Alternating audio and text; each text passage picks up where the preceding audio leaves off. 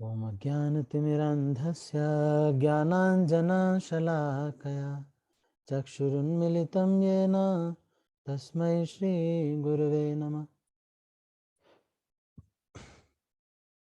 श्रीचैतन्यमनोभीष्टं स्थापितं येन भूतले स्वयं रूपः कदा मह्यं ददाति स्वपदान्तिकं। वन्देऽहं श्रीगुरो श्रीयुतापदकमलं श्रीगुरुन् वैष्णवांश्च श्रीरूपं साग्रजातं सहगणरघुनाथान्वितं तं सजीवं साद्वैतं सावधूतं परिजनसहितं कृष्णचैतन्यदेवं श्रीराधा कृष्णपदान् सहगणललिता श्रीविशाखान्वितांश्च। हे कृष्ण करुणा सिंधो दीनबंधो जगत्पते गोपेश गोपिका कांता राधा कांत नमोस्तुते। तप्त कांचन गौरांगी राधे वृंदावनेश्वरी वृषभानुसुते देवी प्रणमामि हरिप्रिये। वंशाकल्पतरुभ्यश्च कृपा सिन्धुभ्यैव च पतितानां पावनेभ्यो वैष्णवेभ्यो नमो नमः। जय श्री कृष्ण चैतन्य प्रभु नित्यानंद श्री अद्वैत गदाधर शिवासादि गौर भक्तवृंद। हरे कृष्ण कृष्ण कृष्ण हरे हरे हरे राम राम राम हरे हरे।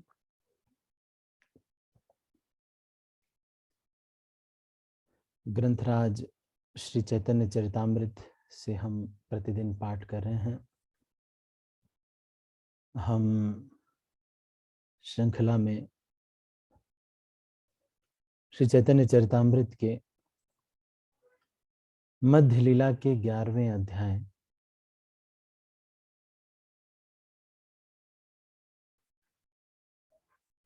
जिसका शीर्षक है श्री चैतन्य महाप्रभु की बेड़ा कीर्तन लीलाएं, इसके ऊपर हम चर्चा कर रहे हैं। कल हमने पहले श्लोक पर चर्चा कर ली थी। इससे आगे के श्लोकों की चर्चा हम आज करेंगे।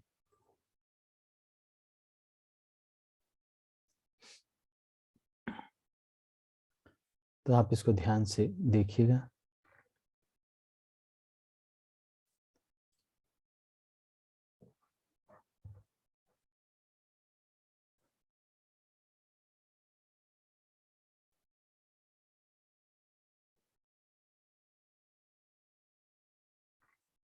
श्री चैतन्य महाप्रभु की बेड़ा कीर्तन लीलाएं, तो कल इसका हमने सारांश पढ़ लिया था।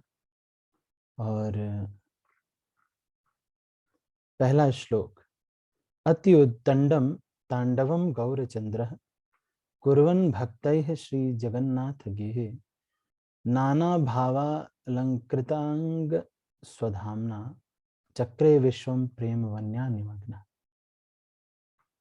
जिसने सारे विश्व को प्रेम में डुबो दिया। इसके आगे के प्यार की चर्चा हम कर रहे हैं। जय जय श्री चैतन्य जय नित्यानंद जय द्वैत चंद्र जय गौर भक्त वृंद। श्री चैतन्य महाप्रभु की जय हो, श्री नित्यानंद प्रभु की जय हो, श्री अद्वैत प्रभु की जय हो, श्री चैतन्य महाप्रभु के सारे भक्तों की जय हो। अगले दिन सार्वभौम भट्टाचार्य ने चैतन्य महाप्रभु से निवेदन किया कि वे उन्हें अनुमति दें जिससे वे अभय होकर अपनी बात कह सके। तो यहाँ पर बात करने का एक तरीका, क्या तरीका होना चाहिए?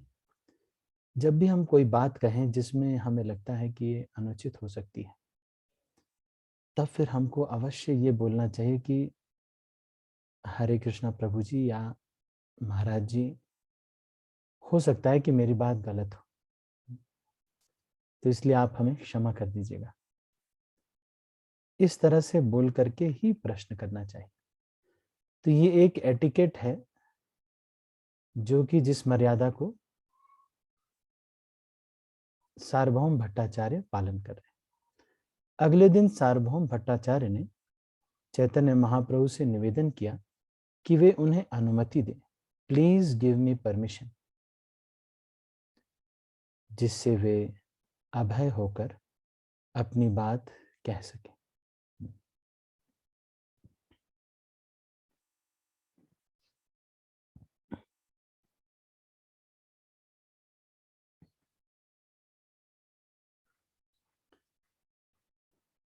महाप्रभु ने भट्टाचार्य को आश्वासन दिया कि वे बिना किसी भय के अपनी बात कहें। ये चौथे प्यार पे हम हैं अभी।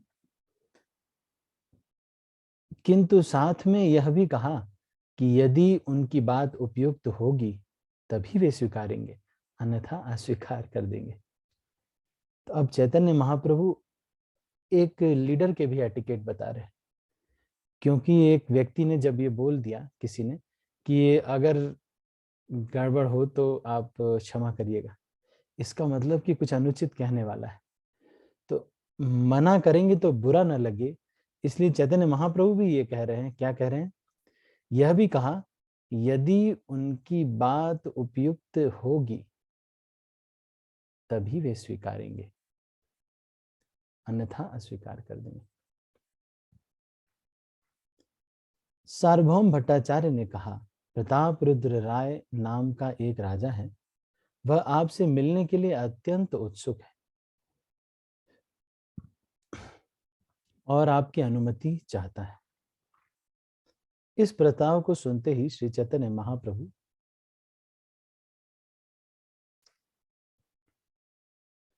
ने अपने हाथों से कान बंद कर दिए और कहा, अरे सार्वभौम, आप मुझसे ऐसी अनुपयुक्त बात के लिए अनुरोध क्यों कर रहे हैं?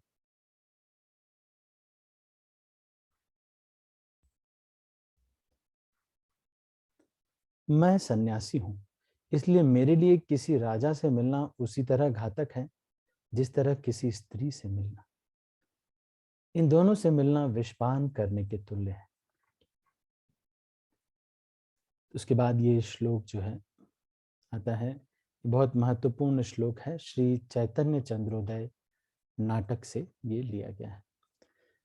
निष्किंचनस्य भगवद् भजनोन्मुखस्य पारं परम जिगमिशोर भवसागरस्य संदर्शनं विषयिणाम् अथयोषितां च हा हन्त हन्त विषभक्षणतोऽप्यसाधु। निष्किंचनस्य भगवद् भजनोन्मुखस्य पारं परम जिगमिशोर भवसागरस्य। तो इस श्लोक को यहाँ पर ये कोट कर रहे हैं। श्री चैतन्य चंद्रोदय नाटक से ये श्लोक लिया गया है।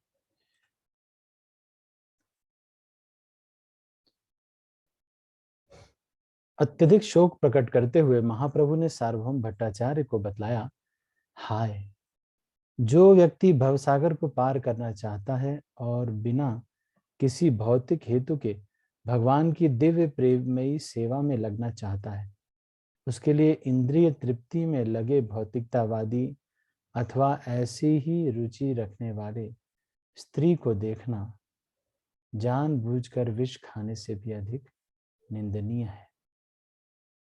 तो इंद्रिय तृप्ति में लगे हुए भौतिकतावादी व्यक्ति या फिर इंद्रिय तृप्ति में रुचि रखने वाली स्त्री,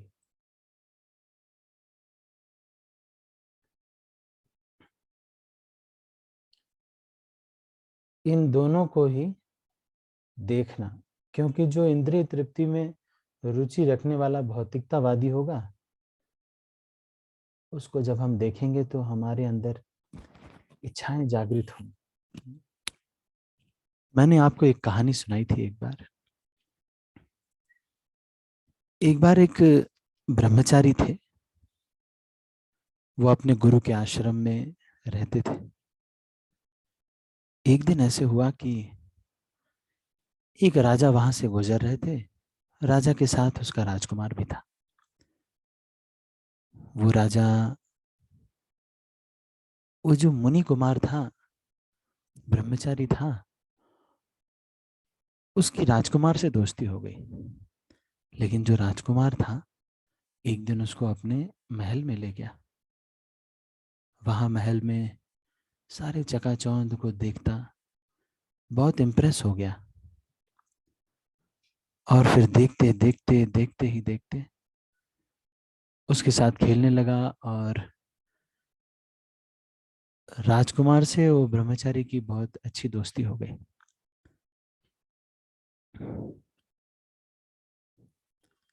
इस वजह से उस ब्रह्मचारी के मन में भी राजा बनने की इच्छा जागृत हुई। वही राजकुमार, वही जो ब्रह्मचारी थे, वो अगले जन्म में ध्रुव महाराज के रूप में जन्म लेते हैं। और ध्रुव महाराज 6 महीने का भजन उनका बाकी था। वो भगवत धाम जाने वाले थे, लेकिन 6 महीने का उनका भजन बाकी था। और उस 6 महीने के भजन को अगले जन्म में वो पूरा करते हैं। उसके बाद फिर वो राजा बनने का जो उनकी इच्छा थी उसको पूरा करते हैं।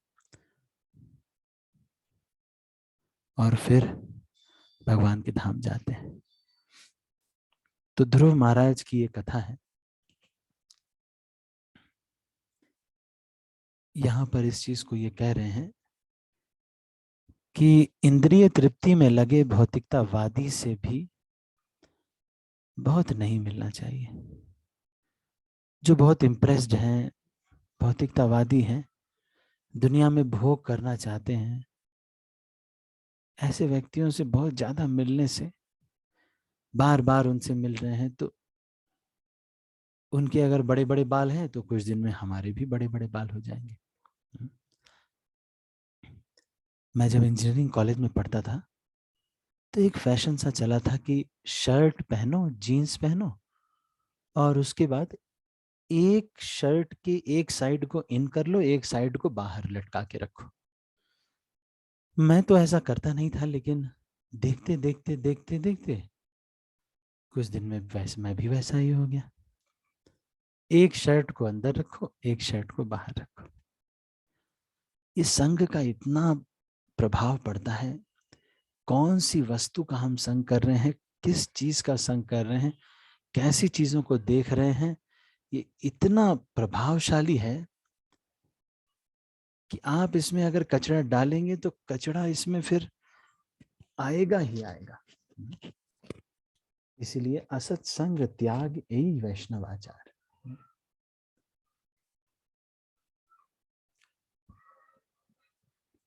अगर इंद्रिय तृप्ति में कोई भौतिकतावादी लगा हुआ है तो उससे बहुत ज्यादा संग लेना नहीं चाहिए।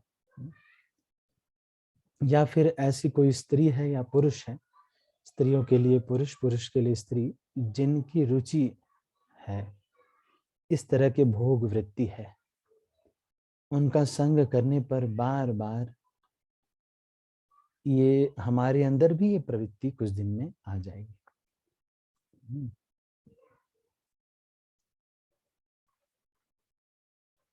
यह उदाहरण श्री चैतन्य चंद्रोदय नाटक 8:23 का है।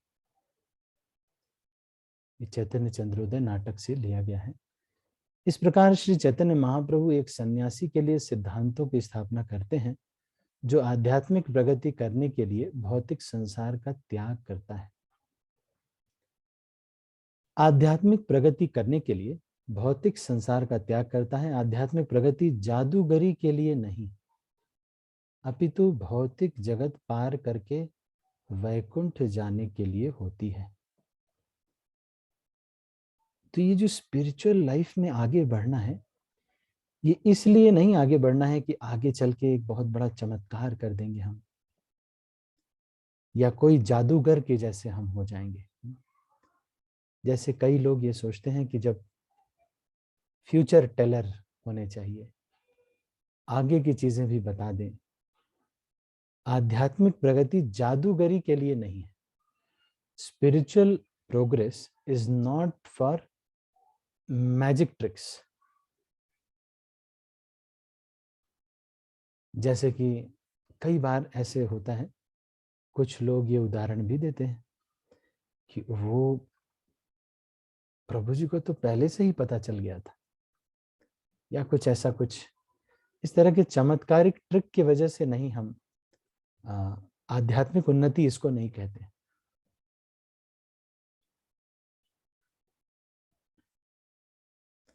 तो यहां पर इस चीज को कह रहे हैं, आध्यात्मिक प्रगति जादूगरी के लिए नहीं है, अपितु भौतिक जगत पार करके वैकुंठ जाने के लिए होती है। पारम परम जिग्मिशो का अर्थ है भौतिक जगत से उस पार जाने की इच्छा करना। कहते हैं कि वैतरणी नाम की एक नदी होती है जिसके इस पार भौतिक जगत है और उस पार आध्यात्मिक जगत है। तो ये कौन सी नदी है? वैतरणी नदी। चूंकि वैतरणी नदी की तुलना विशाल सागर से की जाती है, इसलिए इसे भव सागर कहा जाता है, अर्थात जन्म तथा मृत्यु की पुनरावृत्ति का सागर। आध्यात्मिक जीवन का लक्ष्य जन्म मृत्यु की इस पुनरावृत्ति को रोकना और वैकुंठ में प्रवेश करना है, जहां मनुष्य शाश्वत रूप से आनंद पूर्वक रह सके। दुर्भाग्यवश सामान्य जनों को आध्यात्मिक जीवन या वैकुंठ लोक की कोई भी जानकारी नहीं है। भगवद गीता 8:20 में वैकुंठ लोक का वर्णन है, परस्तस्मास्तु भावन्यो अव्यक्तो व्यक्तात् सनातनः यह सर्वेषु भूतेषु नश्यत्सु न विनश्यति। एक दूसरी भी अव्यक्त प्रकृति है जो शाश्वत है और इस व्यक्त तथा अव्यक्त पदार्थ से परे है। यह परम पूर्ण है और कभी विनष्ट नहीं होती। जब यह संसार विनष्ट हो जाता है तब यह जैसी की तैसी बनी रहती है। इस तरह इस भौतिक जगत के परे आध्यात्मिक प्रकृति है जो शाश्वत है। आध्यात्मिक प्रगति का अर्थ है भौतिक कार्यों को बंद करना, आध्यात्मिक कार्यों का शुभारंभ करना।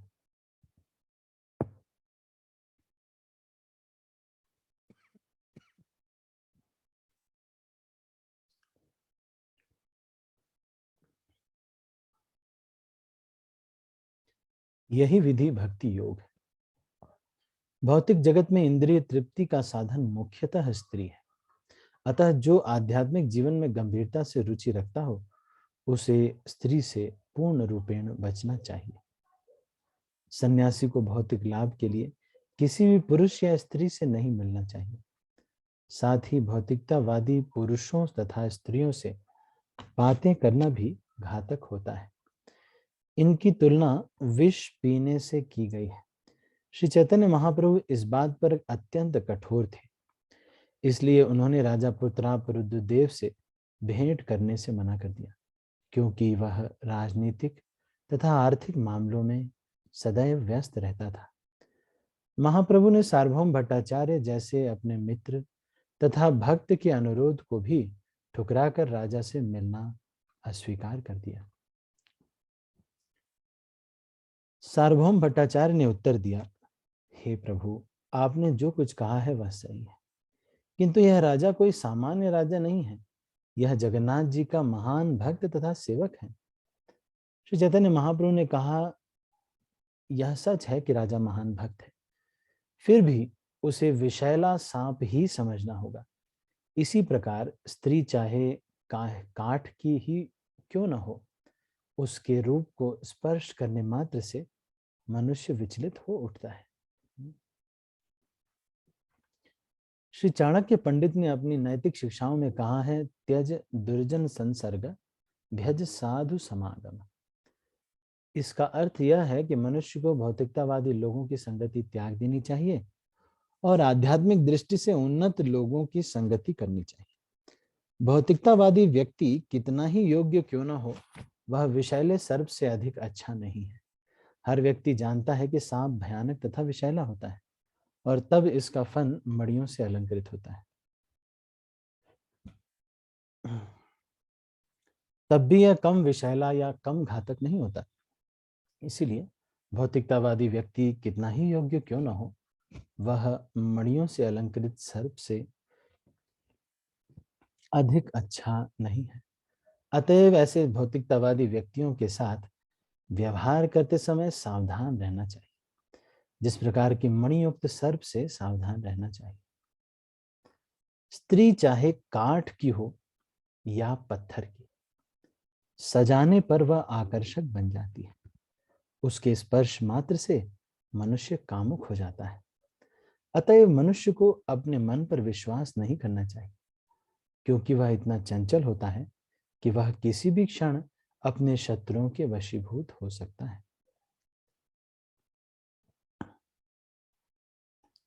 तो यहाँ देखिए, श्रील प्रभुपाद इस बात पे हमारा ध्यान केंद्रित कराना चाहते हैं कि जो सन्यासी हैं या फिर कोई भी है, अगर हम स्त्री पुरुष और पुरुष स्त्री से सावधान रहना चाहिए, क्योंकि जो भोग वृत्ति में की स्त्री होगी या पुरुष होंगे, वो आपको भी उसी वृत्ति में लगा देंगे।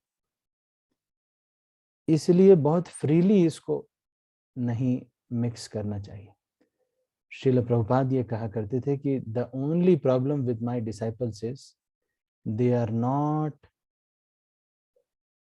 Enough afraid of maya. माया से ज्यादा डर नहीं रहे, चांस दे रहे हैं माया को। थोड़ा सा पहले स्टार्टिंग से थोड़ा सा चांस दे देते हैं। पहले बोलते हैं कि थोड़ा सा न्यूज देख लेते हैं क्या हो रहा है, फिर थोड़ा सा करते करते थोड़ा सा करते करते माया से डरते नहीं है कि ये जो थोड़ा सा माया है ये हमें प्रभावित करेगा, हमारी साधना को प्रभावित करेगा और हमें आध्यात्मिक पद से गिरा देगा। एक चांस मिलता है। इसमें एक उदाहरण आता है। एक बार एक ऊंट था। एक व्यापारी अपने ऊंट को लेके जा रहा था। रात में जब उन्होंने टेंट लगाया तो ऊंट को ठंड लगने लगी। तो ऊंट ने क्या किया, थोड़ा सा व्यापारी से कहा कि थोड़ा सा मेरा पैर बस अंदर कर लीजिए। तो व्यापारी ने कहा कि ठीक है, तो थोड़ा सा पैर बस अंदर करने के लिए दे दिया। थोड़ी देर बाद ऊंट ने कहा कि थोड़ा सा, बस थोड़ा सा और थोड़ा सा। तो ऐसे करते करते थोड़ा सा करते करते पूरा ऊंट अंदर चला गया और व्यापारी बाहर आ गया टेंट के। ऐसे ही माया भी इसी तरह से करती है, थोड़ा सा कहती है कि एक बार अगर मूवी देख लोगे तो कोई ब्रह्मा जी नहीं नाराज हो जाएंगे। क्या हुआ, आखिर मूवी भी तो ब्रह्मा जी ने ही बनाई है। मतलब इस संसार में कई लोग ये कहते हैं कि भाई स्त्री पुरुष इतना आप लोग क्यों कहते हैं, आखिर पुरुषों को भी तो स्त्रियों के लिए भगवान ने ही बनाया है। तो भगवान ने तो जहर भी बनाया है, तो क्या करें फिर, खा लें? सोचना पड़ेगा ना क्या खाना है क्या नहीं खाना है।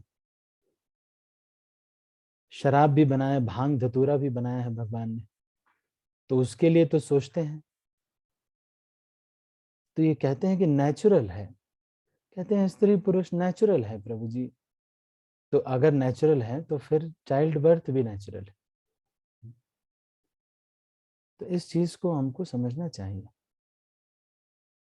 स्त्री चाहे काठ की ही हो, पत्थर की हो, सजाने पर वह आकर्षक बन जाती है। उसके स्पर्श मात्र से मनुष्य कामुक हो जाता है। कोई भी ऐसा पुरुष नहीं है, कोई भी ऐसी स्त्री नहीं है जो ये कहे कि पुरुष और स्त्री में संसर्ग होने पर, स्पर्श करने पर उनकी वासना नहीं जागृत होती। ये लोग सब लोग झूठ बोलते हैं। कई बार लोग ये कहते हैं कि हम लोग जो हैं, हमारा तो आगे प्लान में यही है कि हमको, हाँ, तो इसलिए हमको कोई इतना दिक्कत नहीं है।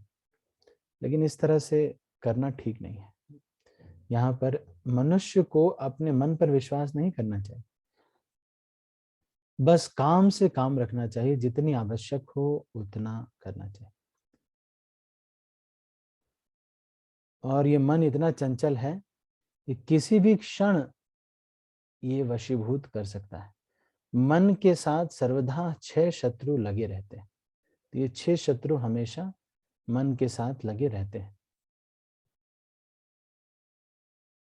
आध्यात्मिक चेतना में रत मन से भी उसी तरह सावधान रहने की आवश्यकता है जिस तरह सांप से सावधान रहना चाहिए। मनुष्य को यह कभी नहीं सोचना चाहिए कि उसका मन प्रशिक्षित हो गया है, अतः वह जो चाहे सो कर सकता है।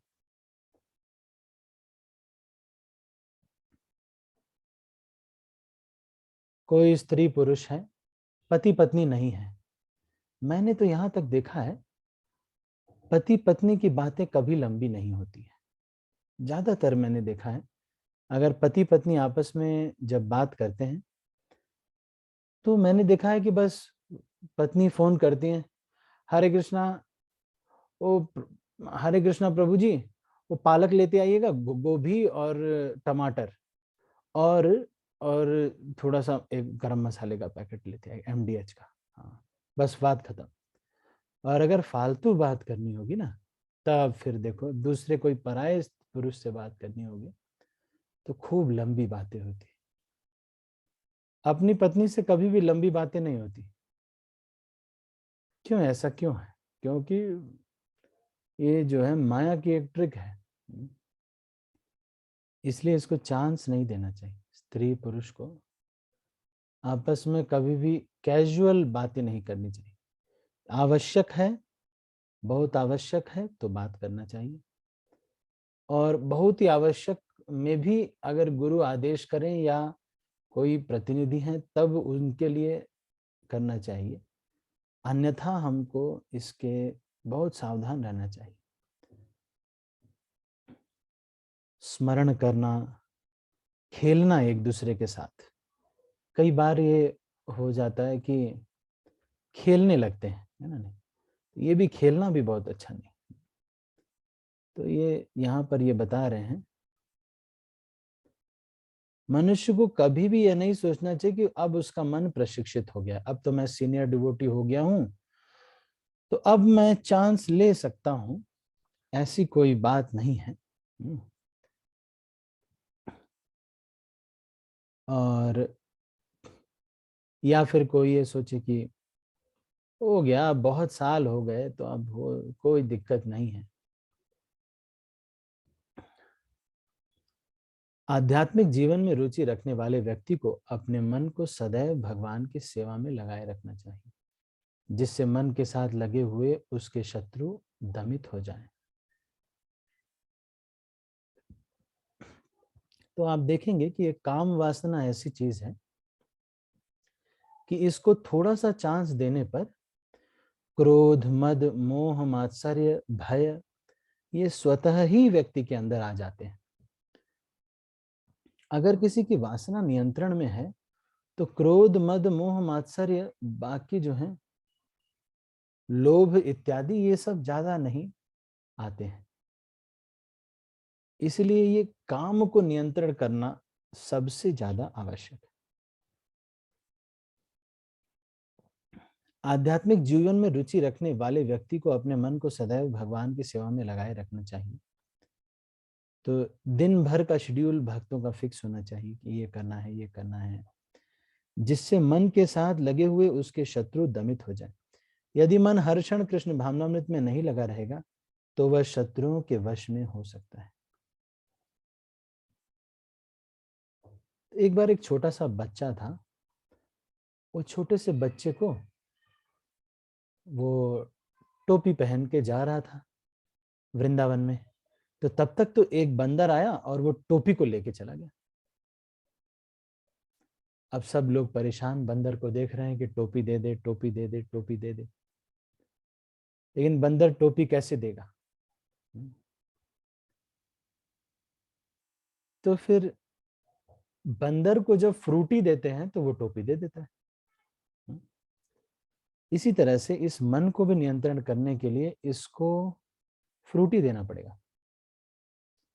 कोई अच्छी फ्रूटी अगर दे देंगे तो टोपी को छोड़ देगा, लेकिन अगर आप ये कहेंगे कि कोई और कार्य नहीं करना है, केवल बस कुछ काम नहीं करना है, तब फिर खाली मन तो शैतान का घर है। इसलिए इस मन को नियंत्रण करने के लिए अति आवश्यक है कि हमें इसको चांस नहीं देना चाहिए, हमेशा भगवान की सेवा में लगाए रखना चाहिए। एक जिम्मेदारी हमारे ऊपर होनी चाहिए, कुछ टेंशन वाली सेवा होनी चाहिए कि ये मेरी टेंशन है, मेरे सर पे ये टेंशन है, ये प्रोग्राम ये मेरी टेंशन है। जब ये टेंशन हम लेते हैं तो मन उसको स्मरण करने में, वो कैसे आगे बढ़े उस प्रोग्राम में, कैसे लोग ज्यादा आए, ये सब सोचते सोचते सोचते सोचते, इसीलिए इस्कॉन संस्था में 3 चीजें बड़ी महत्वपूर्ण है। आप देखेंगे कोई भी व्यक्ति को, जो सही काउंसलर्स होते हैं, वो हर एक व्यक्ति को 3 चीजें करवाना जरूर चाहते हैं। एक तो सेल्फ डेवलपमेंट। जो अच्छे काउंसलर्स होंगे वो अपने काउंसलीज के लिए सेल्फ डेवलपमेंट के एवेन्यूज नए नए खोज के रखेंगे। कुछ ना कुछ लेक्चर्स जरूर ले रहे होंगे जिससे उनके काउंसलीज के सेल्फ डेवलपमेंट रोज हो रहा हो। उसके बाद सोशल कंट्रीब्यूशन उनका कुछ होना चाहिए। सोशल कंट्रीब्यूशन का मतलब tangible contribution to Srila Prabhupada's mission.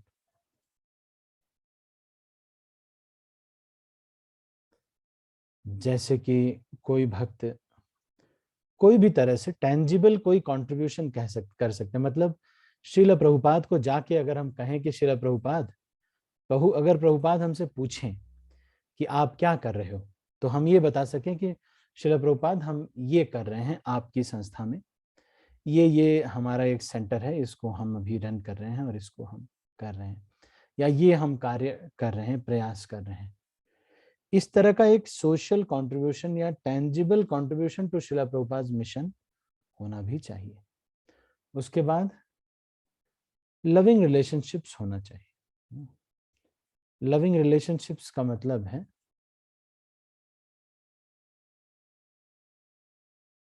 कुछ प्रेम के संबंध होने चाहिए, है ना। भक्तों में आपस में कुछ दोस्त होने चाहिए, फ्रेंड्स होने चाहिए, जिनसे आप कुछ कह सकें, अपने काउंसलर से कह सकें। तो ये होना बहुत आवश्यक है, तीनों चीजें।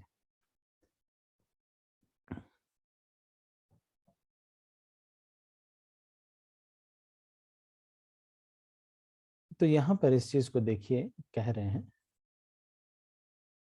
मनुष्य को कभी, यानी इस आध्यात्मिक जीवन में रुचि रखने वाले व्यक्ति को मन को सदैव भगवान की सेवा में लगाए रखना चाहिए, जिससे मन के साथ लगे हुए उसके शत्रु दमित हो जाएं।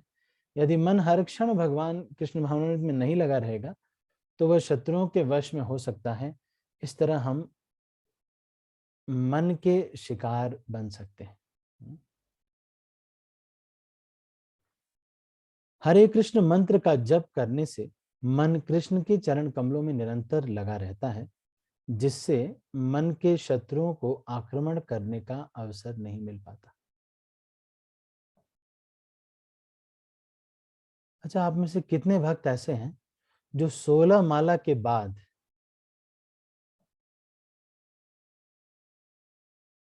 बीट बैग उठाते हैं? 16 माला कंप्लीट करने के बाद भी बीट बैग उठाते हैं? 16 माला के बाद भी?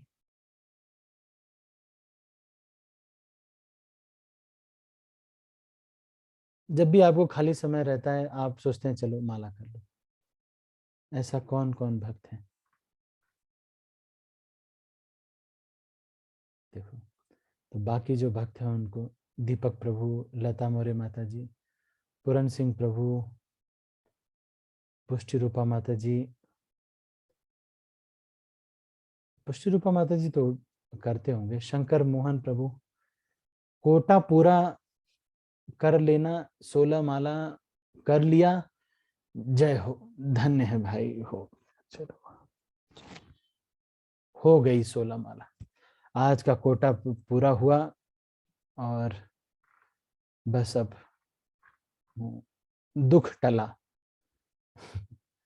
ऐसा नहीं करना चाहिए। 16 माला के बाद भी प्रयास करना चाहिए कि हम माला करें।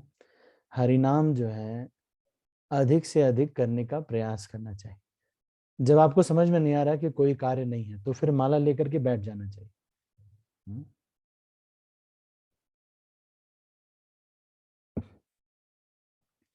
इन श्लोकों के अनुसार श्री चैतन्य महाप्रभु के उदाहरण का अनुसरण करते हुए हमें मन के प्रति सदैव सतर्क रहना चाहिए और उसे किसी भी परिस्थिति में इधर उधर नहीं लगाना चाहिए। आप देखेंगे जब मन हमारा विचलित होता है तो स्टार्टिंग में एक संकेत मिलता है। पहले क्या होगा, स्टार्टिंग में क्या होगा, कुछ छोटी छोटी चीजें अच्छी लगने लगेंगी। जैसे खाली समय है, शुरू हो रहा है, फॉल डाउन शुरू हो रहा है खाली समय में, तो फिर क्या होगा, धीरे धीरे आपको याद आएगा कि वो उन्होंने मुझे कुछ बोला था। फिर उसके बाद उस पर चिंतन करेंगे, फिर उसके बाद किसी को कॉल करेंगे और कहेंगे इनको ऐसे नहीं कहना चाहिए था। तो जैसे ही ये शुरू होता है उसी समय इसको रोकना चाहिए।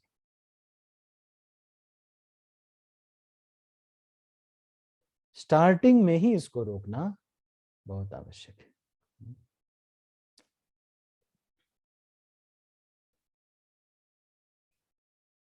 एक बार उत्तेजित होने पर मन इस जीवन में विध्वंस कर सकता है, चाहे कोई कितना ही आध्यात्मिक रूप से उन्नत क्यों न हो।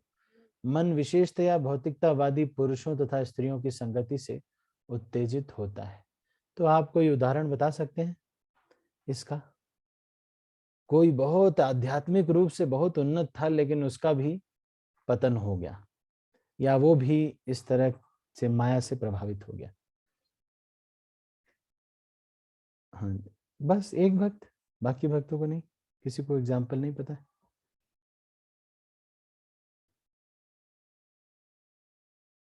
राधिका माता जी। हरे कृष्णा प्रभु जी, दंडवत प्रणाम। विश्वामित्र प्रभु जी जब इनका है और विश्वामित्र। सौबरी मुनि। अच्छा, शौबरी मुनि। ठीक है ठीक है, एक उदाहरण बहुत। यश अग्रवाल प्रभु।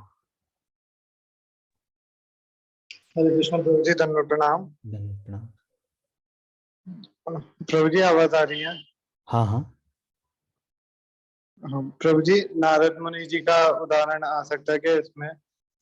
प्रभु जी अगर गलत हो तो क्षमा करें। जब नारद मुनि मोहित हो जाते हैं और वो विवाह करना चाहते हैं और जब वे भगवान के पास जाते हैं हरिमुख मांगने,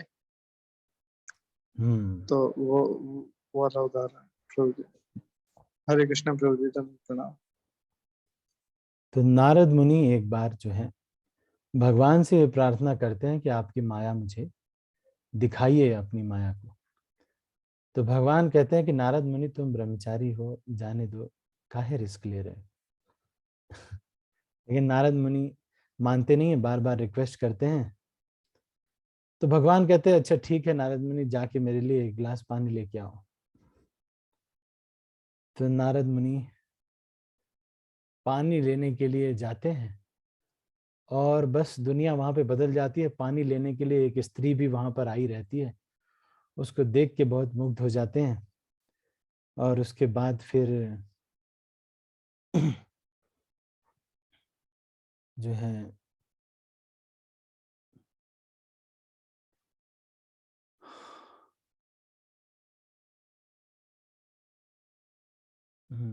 ये भी, ये शायद इसमें दो कहानियां हैं। तो नारद मुनि जो है इस तरह से जाते हैं और फिर जो स्त्री रहती है उससे विवाह करना चाहते हैं। फिर वो जो राजा रहते हैं जिसकी वो बेटी रहती है, वो स्वयंवर रचाते हैं। ये भगवान के पास आते हैं और कहते हैं कि मुझे सुंदर मुख आपके जैसा चाहिए, और भगवान उनको बंदर का मुख दे देते हैं। वो स्वयंवर में जाते हैं और वहां पर वो माता जी उनको पसंद नहीं करती हैं। जब वो पानी में देखते हैं तो अपना चेहरा देखते हैं और देखते हैं कि ये बंदर का मुख है। तो भगवान को जाकर के श्राप भी देते हैं। और जैसे ही ये सब हो जाता है। मेरे ख्याल से ये अलग एक कथा है जिसमें पानी वाली ये लीला होती है। फिर उसके बाद फिर पानी वाली लीला एक अलग है जिसमें नारद मुनि पानी के लिए भगवान भेजते हैं और फिर नारद मुनि जो है विवाह कर लेते हैं। उसमें तो ये होता है कि उस कहानी में कि विवाह कर लेते हैं नारद मुनि और उसके बाद विवाह करने के बाद बच्चे हो जाते हैं। फिर उसके बाद कुछ कष्ट होता है, वो भटकते रहते हैं। फिर एकाएक से सारी जो है माया को भगवान हटा लेते हैं और फिर से नारद मुनि फिर पानी का ग्लास लेके वहीं खड़े रहते हैं। कहने का मतलब ये है कि ये माया जो है बहुत शक्तिशाली है, इसको चांस नहीं देना चाहिए। जो वरिष्ठ भक्त होते हैं उनके लिए माया देवी किस तरह से आती है? माया देवी आती है जिस समय जो कार्य करना है, जितनी चेतना से करना है, उस समय उस कार्य को उतनी चेतना से ना करें। ये तरीके से माया देवी आती है। जो दीक्षित भक्त हैं, जो वरिष्ठ भक्त हैं, उन्होंने अपना शेड्यूल बनाया है एक कि हमें ये करना है, ये करना है, लेकिन माया देवी आकर के इसको डिस्टर्ब करना चाहती है। तो ये माया बहुत प्रभावित करती है। शौबरी मुनि का भी उदाहरण आता है, किस प्रकार से शौबरी मुनि पानी के अंदर तपस्या कर रहे थे और उनको भी अच्छा मेहुल प्रभु, आपका कोई उदाहरण है? धन्यवाद। अजामिल का एग्जांपल आ सकता है। अजामिल है ना, अजामिल है। अजामिल का। और प्रभु जी एक और जो शायद नाम में थोड़ी गलती कर लूँ मैं, जो वेद व्यास जी के सामने वो मैत्री मुनि का एग्जांपल है प्रभु जी, जिसमें वो एक स्त्री को कहते हैं कि कमरे में एक स्थान देते हैं और वेद व्यास और जैमिनी ऋषि। जैमिनी ऋषि कहते हैं कि ज्ञानी को भी विद्वांसम अपि कर्षति, ये श्लोक आता है। मात्रा स्वस्त्रा दुहित्रा वा न विविक्त आसनो भवेत, बलवान इंद्रिय ग्रामम विद्वांसम अपि कर्षति।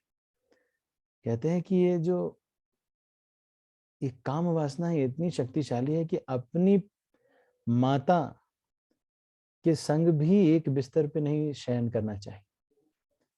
जब जो छोटा बच्चा होता है वो तो ठीक है, लेकिन अन्यथा जो है माता स्वस्त्रा दुहिस्त्रावा बिटिया हो तब भी क्या करना चाहिए? विविक्त एक आसन पर नहीं करना चाहिए। इससे क्या होगा? बलवान इंद्रिय ग्रामम विद्वांसम अपि कर्षति, विद्वान को भी ये आकर्षित कर लेती है। जैमिनी ऋषि इसको पढ़ करके बहुत सोचते हैं कि ये विद्वान व्यक्ति को क्यों, वो तो जान गया है, उसको क्यों प्रभावित करेगी। बस उनके देखते ही देखते तूफान आने लगता है। जैमिनी ऋषि वहां पर अपनी कुटिया में रहते हैं, एकाएक से तूफान आता है और एक स्त्री भीगे वस्त्रों में आती है और वो कहती है कि मुझे शरण दे दीजिए। तो जैमिनी ऋषि कहते हैं कि ठीक है, कमरे में चली जाइए और अगर मैं भी खटखटाऊं तब भी मत खोलिएगा।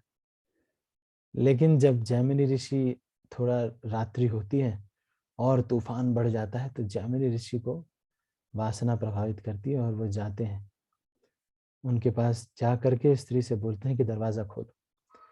वो कहती है कि मैं नहीं खोलूंगी, लेकिन ये कहते हैं कि नहीं खोलो, मैं खुद हूँ, मैं ही जैमिनी ऋषि ही आया, खोलो खोलो। बोलती नहीं मैं नहीं खोलूंगी। तो जबरदस्ती दरवाजा तोड़ करके जैमिनी ऋषि अंदर जाते हैं और जैसे ही उनका स्त्री का आलिंगन करने लगते हैं तो वो स्त्री व्यासदेव में परिणत हो जाती है। और फिर व्यासदेव पलट के अपने शिष्य को देखते हैं। माया बहुत शक्तिशाली है, बहुत थोड़ा सा देती है। ये जो सुख है ये बहुत क्षणिक होता है, लेकिन इसके लिए हमारी जो आध्यात्मिक साधना है इसको पूरा नीचे ला देती है। काम वासना इतनी शक्तिशाली होती है कि सब कुछ इसमें आपके हृदय में बढ़ जाएगा।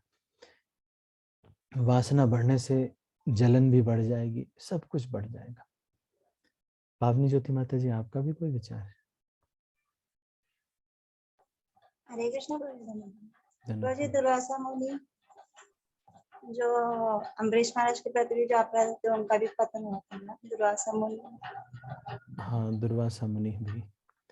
और तो इंद्र और ब्रह्मा, इंद्र और ब्रह्मा जी जो व्रज में जो वर्षा करते इंद्र और ब्रह्मा जी गाय बछड़ों को चुरा लेते हैं। हाँ, ठीक है, ठीक है। इस तरह से और भी बहुत सारे उदाहरण हैं जिसमें कि एक महान व्यक्ति वासना से प्रभावित हो जाता है। इसलिए माया को चांस नहीं देना चाहिए। हमको क्या करना चाहिए, एक लिस्ट बना लेनी चाहिए, रूल्स लिस्ट। इसको कहते हैं रूल्स लिस्ट, है ना। अपने जीवन के नियम।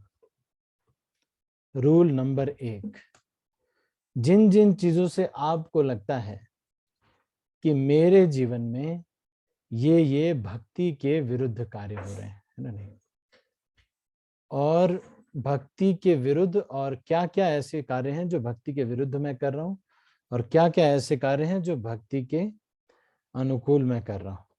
तो एक लिस्ट बना लेना चाहिए और हमेशा भय रखना चाहिए। आपको पता है कि जब मैं जाने लगता हूं तो रास्ते में एक शराब की दुकान आती है, तो मैं उस शराब की दुकान के पास से नहीं जाऊंगा, क्योंकि जब मैं जाता हूं तो मुझे भी शराब पीने का मन करता है। तो इस तरह से एक व्यक्ति को अपनी लिस्ट कुछ बनानी चाहिए। कौन कौन सी स्थिति में आपने देखा कि अब जैसे मान लो ऐसा हुआ कि अकेले आप हैं, अलोन, और रात हो गई है, नाइट में, और आप को पहले से पुरानी एक आदत थी कि आप सिगरेट पीते थे, है ना, नहीं, तो आप रात में अब निकले पूरे शिमला का दर्शन करने के लिए 9 बजे रात में निकले, तो फिर खोखे के पास जाओगे तो लोग मिलेंगे वहां पे, है ना, नहीं, और वो लोग सिगरेट पी रहे होंगे तो आपको भी मन करेगा सिगरेट पीने का। तो इसलिए आज से इस सिचुएशन में कभी नहीं जाऊंगा, है ना, नहीं, इसको कभी भी नहीं जाऊंगा। ऐसे ही कुछ रूल्स बना लेने चाहिए, नहीं तो माया बड़ी प्रभावशाली है। जब भी ये माया का प्रभाव पड़ता है ये थोड़ा धीरे धीरे से शुरू होती है। उस सिचुएशन को हमें जानना चाहिए और उससे सावधान रहना चाहिए। आपको पता है कि अकेले में मैं जब शिमला घूमने जाता हूँ, मेरा सिगरेट बाद में पी के ही आता हूँ। आपको समझ में आ गया? तो फिर आपको ये करना चाहिए कि आज से कभी भी रात में जैसे ही ये इच्छा आने लगी कि चलो बाहर चलते हैं, इसका मतलब ये है कि ये इच्छा धीरे धीरे सिगरेट तक पहुंचाना चाहती है, लेकिन मन जो है बुद्धिमान है, वो कहता है 1 कदम तो लो, हम 10 कदम लेंगे।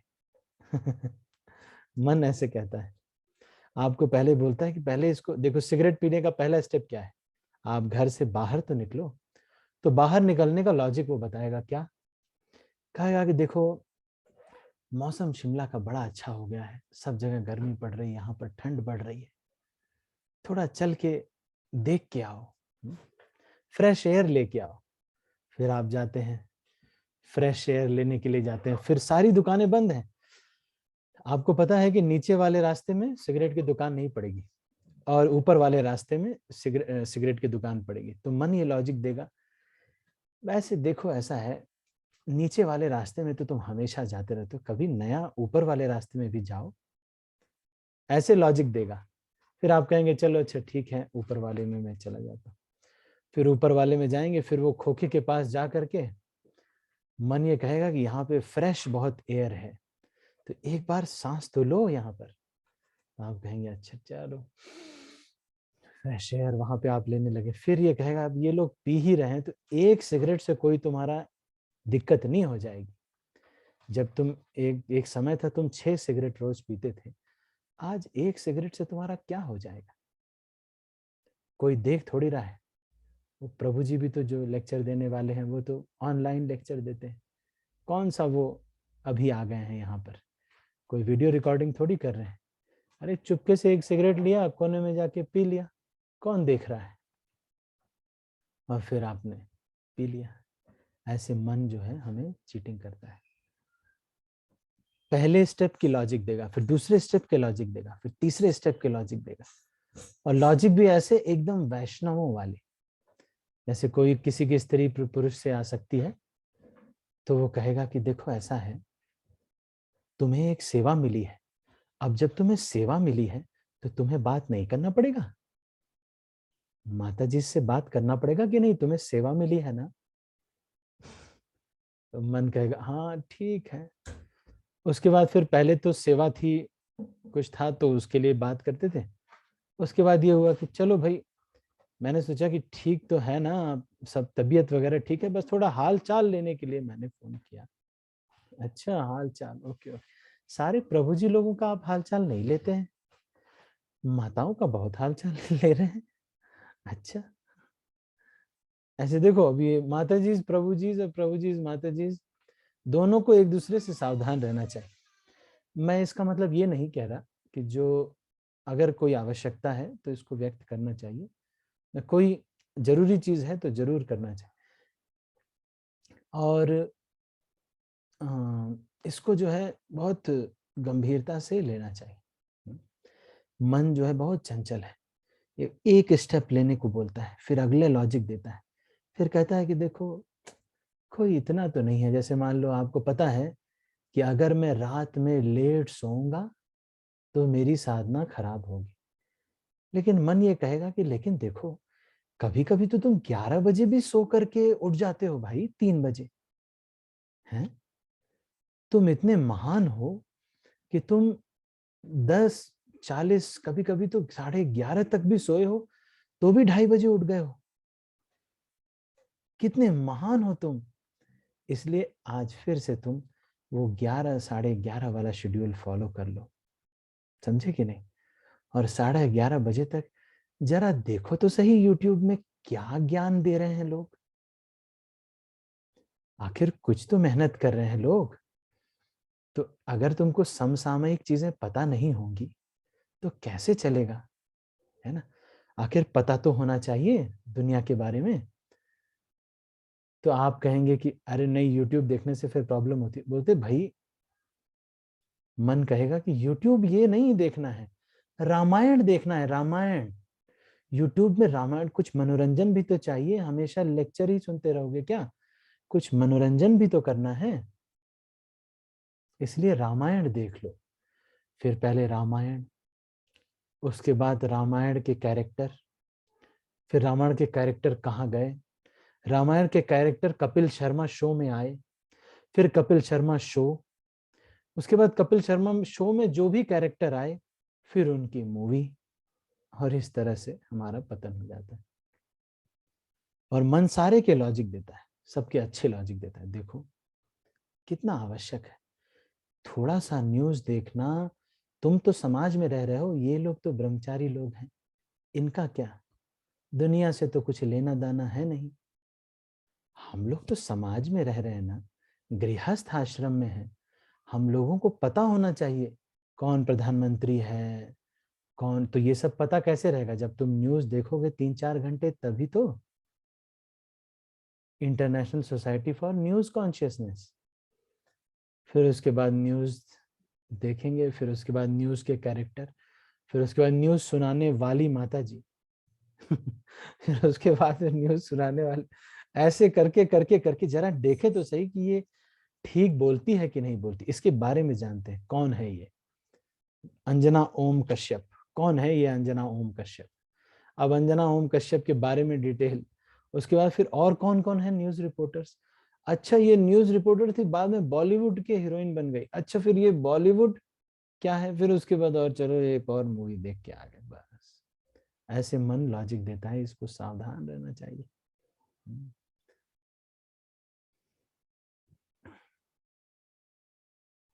एक बार उत्तेजित होने पर मन इस जीवन में विध्वंस कर सकता है, चाहे कोई कितना ही आध्यात्मिक रूप से उन्नत क्यों न हो। मन विशेषतया भौतिकतावादी पुरुषों तथा स्त्रियों की संगति से उत्तेजित होता है। इसलिए श्री चैतन्य महाप्रभु अपने निजी आचरण के द्वारा हरेक को सचेत करते हैं कि भौतिकतावादी पुरुष या स्त्री से भेंट करने से बचा जाए। अब इसका मतलब ये भी नहीं है कि कोई जो है छी छी छी छी छी छी ऐसे ऐसे भी नहीं करना। ओहो, वहां से कई लोग ऐसे होते हैं जो माता जी इसको देख करके एकदम से नाक बंद करने लगते हैं, या मई माताएं होते हैं प्रभु जी इसको देख करके नाक बंद करना, इस रास्ते से जा रहे मैं नहीं जाऊंगा। ये भी aversion is a sign of attachment. हमको माता जी को, प्रभु जी को, प्रभु जी को, माता जी को रेस्पेक्ट की दृष्टि से देखना चाहिए, आदर की दृष्टि से देखना चाहिए, क्योंकि जो कार्य माताएं कर सकती हैं वो प्रभु जी नहीं कर सकते, और जो कार्य प्रभु जी कर सकते हैं वो माताएं नहीं कर सकती। इसलिए उनके हृदय में, हमारे हृदय में उनके प्रति आदर की भावना आनी चाहिए। उनके जो कॉन्ट्रीब्यूशंस हैं शिला प्रभुपाद के प्रति, उसको देखते हुए और अपनी मर्यादा को देखते हुए जितनी आवश्यक हो सेवा के लिए उतना इंटरेक्शन करना चाहिए। लेकिन इसको आगे बढ़ने में अगर प्रवृत्ति खराब है किसी की, तो फिर ऐसे व्यक्ति को फिर कोशिश करना चाहिए कि ऐसी सेवाओं में नहीं रहना चाहिए। जिस तरह मनुष्य किसी जीवित सर्प, ये भी श्लोक बड़ा ही महत्वपूर्ण श्लोक है, अकारादपि, ये चैतन्य चंद्रोदय नाटक से ही लिया गया है। तो हम इसको पढ़ेंगे, इस पुस्तक को, ये बार बार इसके श्लोक जो हैं हमारे दृष्टिगोचर होते हैं, और इसको हम पढ़ेंगे, चैतन्य चंद्रोदय नाटक। ये पुस्तक मेरे पास है, इसको हम कभी इसी सीरीज में 3 से 4 वाली क्लास में ही आगे चल के इसको पढ़ेंगे। हम हमारे जो अभी पहले बृहद भागवतामृत और चैतन्य चरितामृत के बाद इसको पढ़ेंगे, और फिर उसके बाद फिर चैतन्य भागवत, और ये सब धीरे धीरे ये सब जो ग्रंथ हैं ये कंप्लीट करके इसी लाइन में चैतन्य चंद्रोदय नाटक भी हम पढ़ेंगे।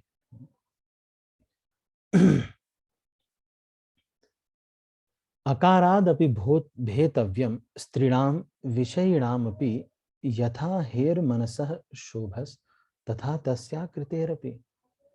जिस तरह मनुष्य किसी जीवित सर्प या सर्प की आकृति को देखते ही डर जाता है, उसी तरह आत्म साक्षात्कार के इच्छुक व्यक्ति को भौतिकतावादी पुरुष तथा स्त्री से डरना चाहिए। तो जो भौतिकतावादी पुरुष या स्त्री हैं, यहाँ पे तो भौतिकतावादी लिखा हुआ है, लेकिन आप देखोगे कि कोई वैष्णवी भी हैं अगर, तो उनके अंदर भी आजकल क्या होता है कि कलयुग के प्रभाव से ये जो है 2 चरित्र होते हैं। अब इतना तो नहीं होगा, लेकिन संसर्ग से वासना जनित होना ये स्वाभाविक है, इसलिए आवश्यकता अनुसार ही करना चाहिए। एक हमारे भक्त हैं जो कि उनकी नई नई शादी हुई थी, तो मंडी में वो हैं। एक माताजी जिनका डिवोर्स हो गया था, वो भी डिवोटी हैं। एक दिन ऐसा हुआ कि वो रास्ते में दिखी और उन्होंने हाथ दे दिया, तो प्रभु जी ने गाड़ी रोक दी, क्योंकि वो भी क्लास में आती है, प्रभु जी भी क्लास में आते। तो फिर माता जी ने अब गाड़ी रोकी तो वो बैठने के लिए, तो माता जी आगे बैठ गई। अब वो जो आगे बैठ गई, तो वो आगे बैठे को देख रहे सारे मंडी शहर में, सब लोग देख रहे हैं कि माता जी और प्रभु जी ये डिवोर्सी हैं माता जी, और ये प्रभु जी जो नए नए अभी मैरिड हैं, ये इनके साथ ये घूम रहे हैं। तो इससे एक गलत मैसेज शहर में जाता है। इसलिए चाहे मैरिड ही हम क्यों ना हो, क्योंकि आपस में कोई बुरा सोच सकता है, कुछ भी हो सकता है, भले चाहे कोई कितना भी पॉजिटिव थिंकिंग करे, लेकिन मन में ये आ जाता है। तो इसलिए हमको बहुत सावधान रहना चाहिए। कई बार ये देखा जाता है कि स्त्री पुरुष भी जो है आपस में बहुत क्लोजली डील करते हैं पब्लिकली मंदिर में, ये भी बहुत अच्छा नहीं। अगर हस्बैंड वाइफ है तब भी मंदिर में अगर आप हैं तो बार बार कान में बातें नहीं करनी चाहिए। एक दूसरे को कान में बोल रहे हैं, कान में बात करने का मतलब आप उनसे बहुत क्लोज जाते हैं। तो ये भी करना ऐसा ठीक नहीं। यहाँ पर ये प्रसंग आया है तो मैं इन सावधानियों को बता रहा हूँ। स्त्रियों पुरुषों को, पुरुषों के अलग क्लास, अलग एक जो क्लास में एक साइड बना होता है, इस तरफ पुरुष माताएं बैठती हैं, इस तरफ प्रभु जी लोग बैठते हैं, है ना नहीं। तो ऐसा ही एक सिस्टम होना चाहिए, है ना नहीं। क्लास पूना मंदिर में तो बीच में साड़ी लगा देते हैं। दिस इज लाइक बहुत मतलब अच्छे से ये वो करते हैं, क्योंकि आप देखेंगे कि वो सेंसिटिव हो जाते हैं, है ना नहीं। प्रभु जी के सामने वही, अगर प्रभु जी माता जी अगर खड़े रहें तो प्रभु जी डोनेशन ज्यादा देते हैं। ऐसे प्रभु जी तो कहेंगे अरे हमको क्यों 1000 रुपए दे करके चलो चुपता करो। लेकिन अगर माताएं हैं, भीड़ है, काफी देख रहे हैं, तो फिर कहते हैं जो भी आपको चाहिए मैं दूंगा, चिंता मत करो, जो भी आपको चाहिए मुझे बताओ। ये इम्प्रेस करने का एक टेंडेंसी है। तो इसलिए डरना चाहिए। उसे उनके शारीरिक लक्षणों पर दृष्टि भी नहीं डालनी चाहिए। तो शारीरिक लक्षणों पर दृष्टि, इसका मतलब ये है कि स्त्रियों के शरीर में कुछ अंगों में आकर्षण डाला गया है, तो दोनों ही मांस और हड्डी के शरीर, लेकिन कुछ अंगों में स्त्रियों के लिए पुरुष के प्रति और पुरुष के लिए स्त्रियों के प्रति कुछ अंगों में एक आकर्षण ब्रह्मा जी ने स्वर्गलोक से ले आकर के उसको डाला है। तो अगर ब्रह्मा जी ने हाथ में डाला होता तो सब जो बॉलीवुड की स्त्रियां हाथ में ग्लव्स पहन करके थोड़ा सा उसको फाड़ करके कहते, अरे लोग सारे प्रभु जी लोग बोलते ओहो हो देखो देखो देखो देखो एक उंगली दिख रही है। ऐसे सोच, है ना। ब्रह्मा जी ने इसको डाला है कुछ कुछ शरीर के अंगों में। तो ये कुछ अंगों में डाला है तो यही आकर्षण हो जाता है। अगर ये हाथ में डाला होता तो सारे फिर ग्लव्स होता, है ना नहीं। उसमें ग्लव्स में फिर एक उंगली दिखती तो लोग कहते ओ एक उंगली दिखी, ये अंग प्रदर्शन हो गया। उंगली, आप समझ रहे हैं। ये ब्रह्मा जी ने, पहले क्या हुआ कि जब प्रभु जी और माता जी इसको बनाया तो कुछ हो ही नहीं रहा था। मनु शत्रुपा सब हैप्पी लाइफ, सब लोग अपना चैंटिंग वैंटिंग करने लगे। तो ब्रह्मा जी ने सोचा अरे ऐसे तो फिर मेरे को हर बार बनाना पड़ेगा। तो ब्रह्मा जी ने फिर स्वर्ग का ये जो काम सुख है इसको ले आकर के स्त्रियों के कुछ अंगों में डाल दिया और प्रभु जी के भी कुछ अंगों में डाल दिया। तो अब दोनों पागल हो गए और ब्रह्मा जी को फ्रीडम मिल गया, आराम से अपना माला वाला करें, मंगल आरती करें, अपना चैंटिंग करें। यहाँ सब लोग बिजी हैं तो फिर अब ज्यादा हर बार नहीं बनाना पड़ेगा, नहीं तो फिर हर बार बनाना पड़ेगा, बहुत मेहनत हो जाती। तो इसलिए ब्रह्मा जी ने इसको डाला है और हमको ये लगता है कि हम देखो इम्प्रेस कर रहे हैं। यहाँ पर ये आ रहा है इसलिए मैं इसको वर्णन कर रहा हूँ। श्री चैतन्य महाप्रभु कृष्णदास कविराज गोस्वामी ये चाहते हैं कि हम इसको जानें, इसलिए उसे उनके शारीरिक लक्षणों पर दृष्टि भी नहीं डालनी चाहिए। इसलिए स्त्रियों को जब हम फेस टू फेस मिलते हैं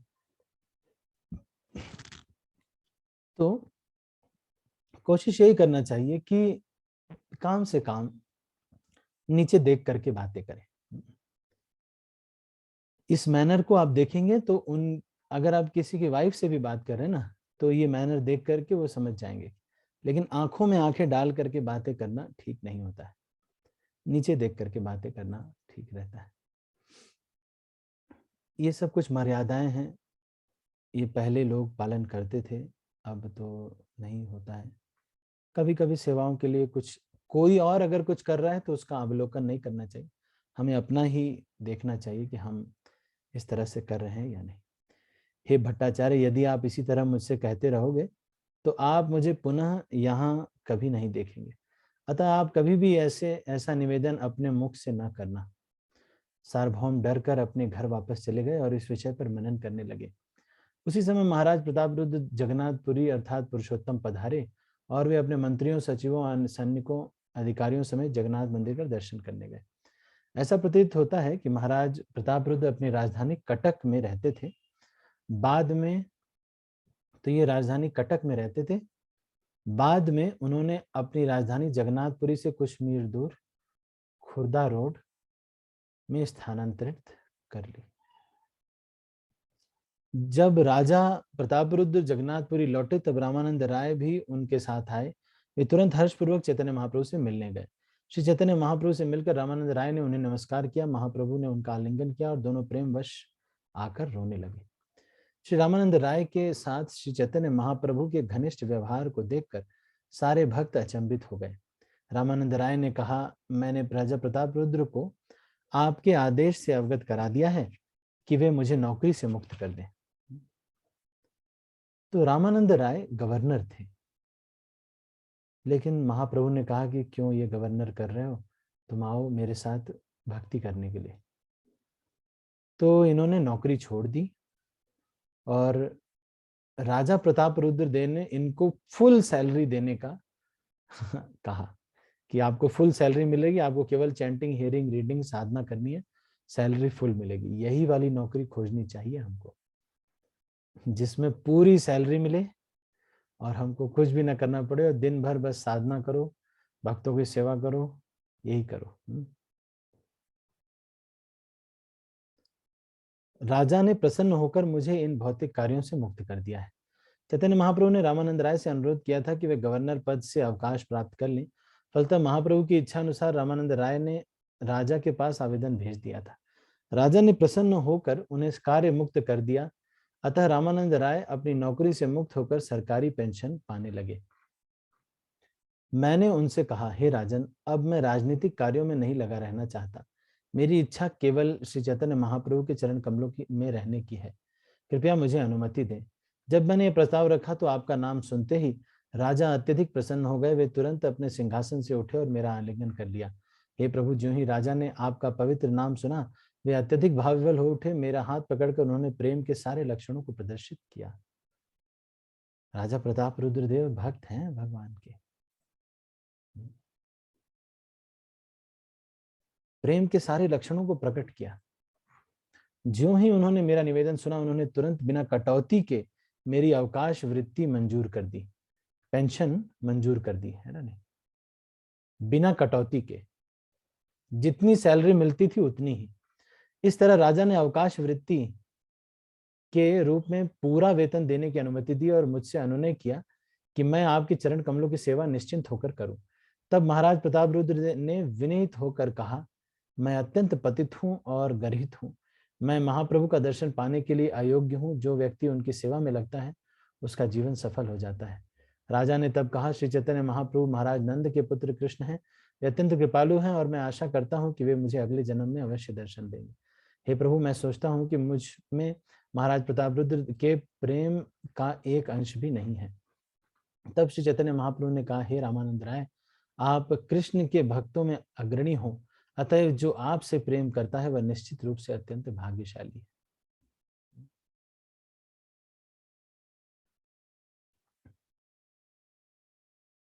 तो यहाँ पर ये बात थोड़ा सा ध्यान देने वाली है कि भक्तों से प्रेम करना ये सीखना पड़ेगा हमको।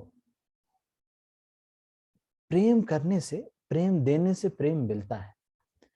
ये प्रेम अगर भक्तों में होता है तो इससे बहुत संतुष्टि मिलती है। This will give you so much of security that you will not hanker for anything else. भक्तों को आपस में प्रेम होने से आपको कोई बहुत भौतिक इच्छा परेशान नहीं करेगी। चूंकि राजा ने आप पर इतना प्रेम दर्शाया है, अतः भगवान कृष्ण उसे अवश्य स्वीकार करेंगे। राजा प्रताप रुद्र ने भट्टाचार्य के माध्यम से चैतन्य महाप्रभु से भेंट करने के लिए प्रार्थना की थी। भट्टाचार्य ने यह प्रार्थना उनके समक्ष रखी भी, किंतु महाप्रभु ने तुरंत ही मिलने से मना कर दिया। अब राजा रामानंद राय ने महाप्रभु को बताया कि राजा उनके दर्शन के लिए इतने उत्सुक हैं, तो महाप्रभु तुरंत प्रसन्न हो गए। चैतन्य महाप्रभु ने रामानंद राय से अनुरोध किया कि वे अपने सरकारी पद से अवकाश प्राप्त कर लें और पुरुषोत्तम क्षेत्र आकर उनके साथ रहें। जब यह प्रस्ताव राजा प्रताप रुद्र के समक्ष रखा गया तो उन्होंने तुरंत उसे स्वीकार कर लिया और रामानंद को पूरी पेंशन देकर प्रोत्साहित भी किया। तो भक्तों के साथ तो ऐसा ही होना चाहिए। जो भी भक्त हैं उनको पूरा सैलरी मिलना चाहिए। महाप्रभु को यह बात बहुत अच्छी लगी। आजकल शायद ऐसा कोई मुझे बता रहा था कि योगी आदित्यनाथ जी ने ये शुरू किया है यूपी में कि जितने भी साधु हैं सबको 5000 रुपीज पर मंथ मिलेगा। आजकल ये स्टार्ट किया है।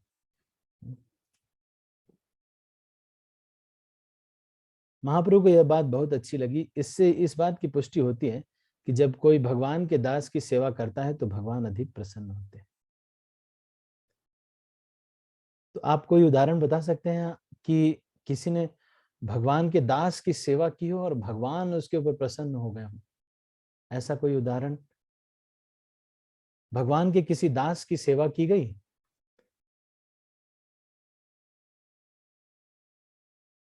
और भगवान प्रसन्न हो गए, ऐसा कोई उदाहरण आप बता सकते हैं शास्त्रों से, या कोई आपने सुना हो, कहीं पर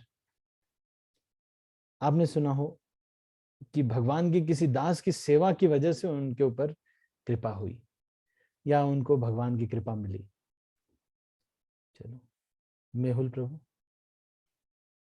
हरे कृष्ण प्रभु जी, प्रणाम। धन्यवाद। प्रभु जी, नरोत्तम दास ठाकुर कहा सकते हैं कि उन्होंने लोचन दास ठाकुर की ऐसी सेवा की थी जो कि मतलब सामान्य तौर पे गुरु की सेवा से करने को देखी नहीं जाती, पर उन्होंने सारी, मतलब वो महाराज थे और उन्होंने वो पद, वैसे पद पे होके भी कैसे कैसे काम किए उनके, जो यहाँ पर वो सुबह सुबह दिखाते थे वहां पर साफ किया, ऐसे ऐसे उनने कुछ दिन तक ऐसे लगातार उनकी सेवा की, जो दास ठाकुर प्रसन्न हुए, भगवान की कृपा उन्हें प्राप्त हुई इस प्रकार से।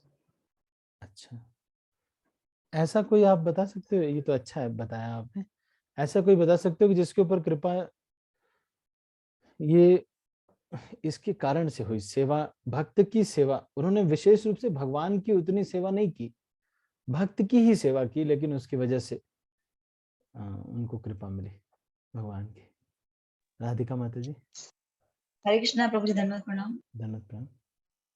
जब नारद जी छोटे होते हैं तो वो उनके माता के साथ में सेवा करते हैं। वैष्णव चतुर्मास होता है तो वो एक स्थान पे रहते हैं और वो सेवा करते हैं। तो कुछ ही समय में अगले जन्म में आई थिंक, और उसके अगले जन्म में वो नारद जी का स्वरूप प्राप्त करते हैं और उसका सेवा करते वेरी गुड, वेरी हैं। गुड, बहुत अच्छा बताया आपने कि नारद मुनि ने पिछले जन्म में चतुर्मास के समय उनकी जो माता थी वो दासी थी, वो घर में सब बर्तन मांजना ये सब कार्य करती थी। तो नारद मुनि जो है उनके बच्चे थे। एक बार कुछ भक्ति वेदांत जो है आए और वो सब आकर के वहीं पर ही डेरा डाल लिया उन्होंने। तो वो माताजी ने देखा कि जंगल में कुछ आए हैं तो इनकी क्यों ना मैं भी सेवा करूं। तो वो जा करके उनको कुछ प्रसाद ले जाना या फिर कुछ छोटा मोटा कोई भी सेवा, जो झाड़ू पोछा या कुछ कर देना, तो ऐसे करती थी। और ये जो नारद मुनि थे, ये छोटे बच्चे थे, ये बीच बीच में जाते थे और साधु लोगों से वो जब प्रसाद लेते रहते थे तो ऐसे मांगते थे उनसे और उनसे प्रसाद लेशानुगृहीत। छोटा बच्चा था, मांगता था, कोई मना नहीं करता था और अपने थाली से कुछ महाप्रसाद ये लोग दे दिया करते थे। या फिर वो जो जूठी प्लेटें रहती थी, पत्तलें रहती थी, उसमें से थोड़ा उठा के खा लिया करते। इस सेवा से इनको इतनी सुकृति मिल गई कि अगले जन्म में ये नारद मुनि बने। एक देवानंद पंडित नाम के एक भागवत कथाकार थे। इन्होंने श्रीवास पंडित के प्रति अपराध किया था। भागवत क्लास में, देवानंद पंडित की क्लास में श्रीवास आए थे और इन्होंने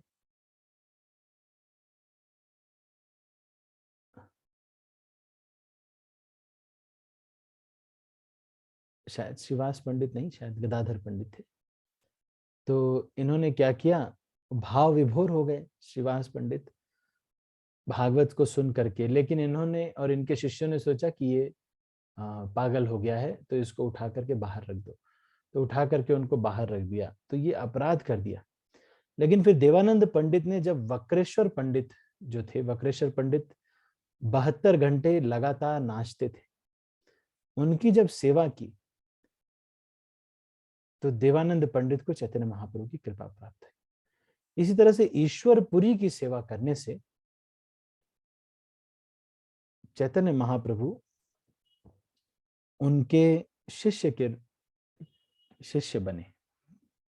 ईश्वरपुरी की सेवा करने से ईश्वरपुरी ने माधवेंद्रपुरी की सेवा की थी। चूंकि अपने गुरु की सेवा की थी, इसलिए चैतन्य महाप्रभु ने माँ ईश्वरपुरी से दीक्षा लेना स्वीकार किया। तो भक्तों की सेवा करके कृपा भगवान की मिलती है। मतलब कि जब कोई वैष्णव हमारे लिए प्रार्थना करता है या प्रसन्न होता है, तो उसमें वास्तविक कृपा होती है। वास्तविक कृपा और किसी तरीके से नहीं होती। जब कोई वैष्णव हमारे लिए प्रार्थना करता है, उसमें वास्तविक कृपा होती है। नहीं तो कुछ और करने से कोई कृपा नहीं मिलती। जैसे कि मान लो हमने अभी एक बड़ा प्रोग्राम ऑर्गेनाइज किया, तो उसमें ऐसा हो गया था कि हमने कुछ ज्यादा प्लानिंग नहीं किया था, तो 3 दिन ही बचे थे। तो प्रभु जी मुझे मतलब बोलते कि अब तो आप ही को संभालना पड़ेगा। ऐसे कुछ या फिर कुछ ऐसे। तो जब इससे हम वो कार्यक्रम को ऑर्गेनाइज करने से, बहुत बड़ा प्रोग्राम ऑर्गेनाइज किया, उससे कृपा नहीं मिलती, लेकिन वो वैष्णव जब प्रसन्न हो जाते हैं, उससे कृपा मिलती है। ऐसे मान लो मैंने बोला कि चेतन सिंह ठाकुर प्रभु, हैदराबाद में एक प्रोग्राम ऑर्गेनाइज करना है, इसमें 2500 लोग आने चाहिए। अब चेतन सिंह ठाकुर प्रभु हो सकता है कि ऑर्गेनाइज कर भी दे, लेकिन उस ऑर्गेनाइजेशन के बाद जो वैष्णव प्रसन्न होंगे, जो सारा वैष्णव समुदाय प्रसन्न होगा, वो प्रसन्नता से वास्तविक कृपा मिलती है। जो गुरु के आदेश है उसका पालन करने से गुरु की प्रसन्नता जो होती है, all the efforts are just to get the smile on the face of our spiritual master. And that smile is the pathway for mercy. और वो प्रसन्नता से आपको क्या होगा, योग माया आपको गोद में ले लेगी। आपके हो सकता है आपके अगर आपको बहुत कष्ट हो रहा है ना, कभी मान लो बीपी हाई हो रहा है, ब्लड प्रेशर भी हो रहा है, शुगर बढ़ रहा है, बार बार एक्सीडेंट हो रहा है, बहुत कष्ट हो रहा है, तो आप अपने जो शिक्षा गुरु या दीक्षा गुरु है उनसे बात करो। वो अगर आपको प्रसन्न हो जाएंगे, उनको खुश होते ही तुरंत योग माया आपको अपने अंडर में ले लेगी, सारी चीजें 1000 गुना कम हो जाएंगी। आपको लगेगा कि क्या हो गया भाई। लेकिन ये योग माया की गोद में आने का बहुत ही आसान सा तरीका है। नहीं तो हमारे महामाया के अंडर में रहते हैं, तो वहां पे अगर 50 जूते लिखे हुए हैं, तो यहाँ भी 50 जूते पड़ेंगे आप। लेकिन जैसे ही महामाया के अंडर, आप योग माया के अंडर में आ जाते हैं, आपके गुरुजी आपसे नाराज नहीं है, जैसे ही हो जाते हैं, तुरंत ही क्या होगा कि सब कुछ 1000 से डिवाइड हो जाएगा। तो फिर हल्का सा बस ठोकर लग करके वो 50 जूतों का जो कोटा है वो खत्म कर दिया जाएगा। ठीक है, तो सामान्य भाषा में कहावत है, यदि तुम मुझसे प्रेम करना चाहते हो तो मेरे कुत्ते को प्रेम करो। ऐसा ये कह रहे हैं, love me love my dog. Srila Prabhupada ये कह रहे हैं कि जो भगवान से प्रेम करता है उसको भक्तों से प्रेम करना चाहिए। पूर्ण पुरुषोत्तम भगवान के पास जाने के लिए उनके विश्वस्त दास के माध्यम से जाना होता है, यही विधि है। श्री चैतन्य महाप्रभु स्पष्ट कहते हैं, हे रामानंद राय, चूंकि राजा तुम्हें चाहता है, अतएव वह अत्यंत भाग्यशाली है। तुम्हारे प्रति प्रेम के कारण भगवान कृष्ण उसे अवश्य अंगीकार करेंगे। अब देखिए यहाँ पर एक बहुत ही महत्वपूर्ण श्लोक आ रहा है, तो ये श्लोक के बाद हम इसको क्लोज करेंगे। आदि पुराण से ये श्लोक लिया गया है। ये में भक्त जना पार्थ न में भक्ताश्च ते जना मद भक्ता नाम च ये भक्ता ते में भक्त तमामता। आदि पुराण से ये श्लोक लिया गया है, जिसमें भगवान ये कह रहे हैं आदि पुराण में, कभी इसको भी हम पढ़ेंगे। ये लघु भगवत भागवतामृत में कोट किया गया है, श्रील रूप गोस्वामी ने इसको कोट किया है, जिसमें ये कह रहे हैं कि ये में भक्त जना पार्था न में भक्त जना। मतलब जो लोग ये कहते हैं, भगवान कृष्ण ने अर्जुन से कहा, जो मेरे प्रत्यक्ष भक्त हैं वे वास्तव में मेरे भक्त नहीं हैं, किंतु जो मेरे दास के भक्त हैं वे सचमुच मेरे भक्त हैं। ये में भक्त जनाः पार्थ न मे भक्ताश्च ते जनाः मद भक्ता नाम च ये भक्तास् ते में भक्त तमामता। चैतन्य महाप्रभु कह रहे हैं, ये श्लोक को कोट कर रहे हैं।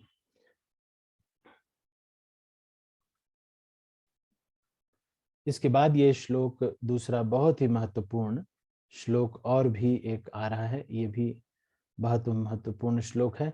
श्रीमद् भागवत का ये श्लोक है। उद्धव जी इसको भक्ति के विषय में प्रश्न कर रहे हैं, तो भगवान कृष्ण इसका उत्तर दे रहे हैं। क्या उत्तर दे रहे हैं?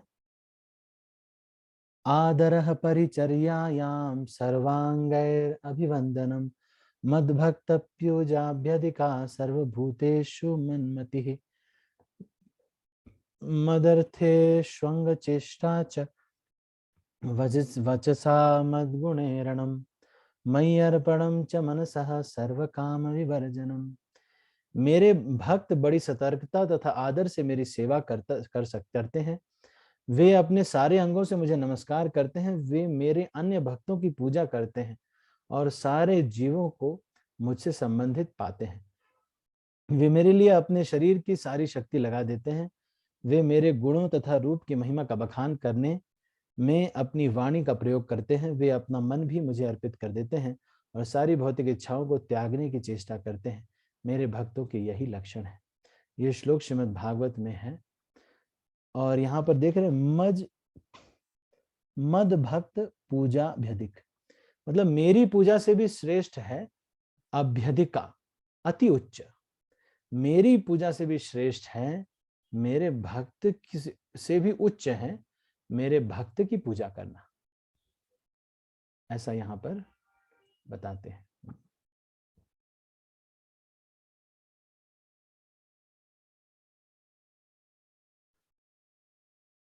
ठीक है, तो ये कहां से लिया गया है? ये श्रीमद् भागवत से लिया गया है। इसके बाद ये श्लोक आता है। शिव जी पार्वती दुर्गा देवी को कह रहे हैं। क्या श्लोक कह रहे हैं? आराधना नामपि सर्वेषां विष्णोराराधनं परम तस्मात् परतरम देवी तदीयानां समर्चनम। ये भी बहुत महत्वपूर्ण श्लोक है जिसमें ये कह रहे हैं आराधना नाम सर्वेषां विष्णोर आराधनम परम तस्मात् परतरम देवी तदीयानां समर्चनम। कह रहे हैं कि संस्तुति की, लेकिन भगवान विष्णु की पूजा से सर्वोपरि है, किंतु भगवान विष्णु की सेवा से बढ़कर है उन वैष्णवों की सेवा करना जो भगवान विष्णु से संबंधित है। देखो शिव जी साफ साफ ये कह रहे हैं भगवान की सेवा से भी ज्यादा महत्वपूर्ण है उन वैष्णवों की सेवा करना जो कि भगवान से संबंधित है। तो ये बहुत ही महत्वपूर्ण सेक्शन हमारा चल रहा है।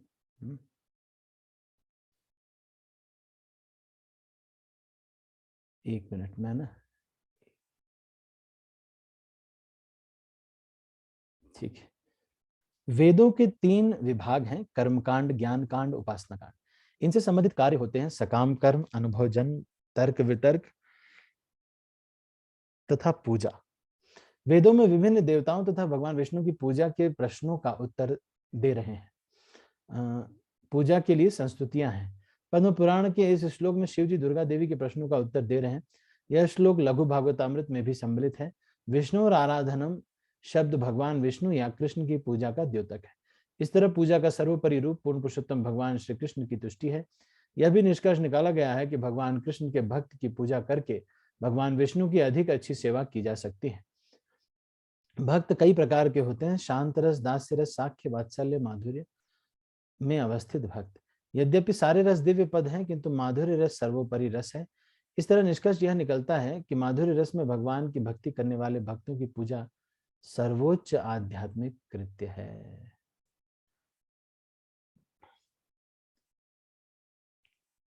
श्री चैतन्य महाप्रभु तथा उनके अनुयायी मुख्यतः माधुर्य रस में ही भगवान कृष्ण की पूजा करते हैं। अन्य वैष्णव आचार्य वात्सल्य रस तक ही पूजा करने के संस्तुति करते हैं। तो जो हमारे जैसे वल्लभाचार्य का संप्रदाय है या पुष्टि मार्गी संप्रदाय है या फिर जो वहां पर क्या नाम है, नाथ द्वारा में आपने देखा होगा, वो लड्डू गोपाल की सेवा करते हैं, है ना नहीं। तो ये जो है हमारे लेकिन संप्रदाय में भगवान को राधा रानी के साथ पूजा जाता है, और मुख्यतः माधुर्य रस में ही भगवान कृष्ण की पूजा करते हैं महाप्रभु के जो अनुयायी हैं। इसलिए रूप गोस्वामी ने अपने कृति विदग्ध माधव में चैतन्य महाप्रभु के संप्रदाय को सर्वोच्च माना है। विदग्ध माधव में क्या करें, अनर्पितम चरिम चिरात करुणया अवतीर्ण कलौ समर्पयितुम उन्नत उज्ज्वलो रसाम स्वभक्ति श्रियम। चैतन्य महाप्रभु इस कलयुग में माधुर्य रस की सर्वोत्कृष्टता प्रदर्शित करने के लिए प्रकट हुए। जो ऐसा उपहार था जिसे कोई भी, तो ये चीज आप ध्यान से सुनिएगा, बहुत ध्यान से सुनने की बात है, अन्य वैष्णव आचार्य वात्सल्य रस तक ही पूजा करने की संस्तुति करते हैं। इसलिए श्रील रूप गोस्वामी अपनी कृति विदग्ध माधव में चैतन्य महाप्रभु के संप्रदाय को सर्वोच्च मानते हैं। इसीलिए श्री चैतन्य महाप्रभु को परम वदान्याय अवतार माना जाता है। उन्होंने श्री माधुर्य रस में प्रेम, कृष्ण प्रेम की उत्कृष्टता दिखलाते हुए कृष्ण प्रेम का वितरण किया।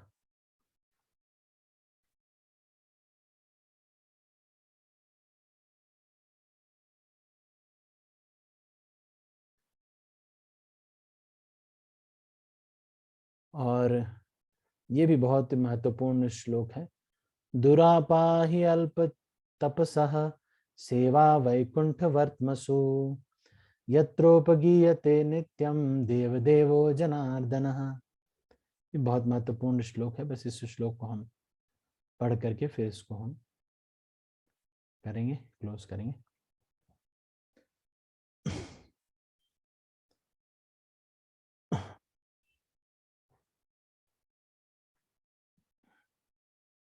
जिनकी तपस्या बहुत कम है वे भगवत धाम जाने के मार्ग पर आगे बढ़ते हुए शुद्ध भक्तों की सेवा शायद ही प्राप्त कर सकते हैं।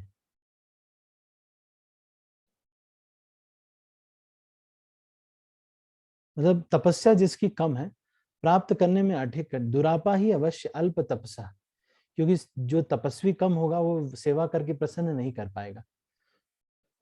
उसको लगेगा कि इतना क्या इनके लिए सैक्रिफाइस करना भैया, ये भी हमारे जैसे ही हैं, ज्यादा इनके लिए हम सैक्रिफाइस थोड़ी करेंगे।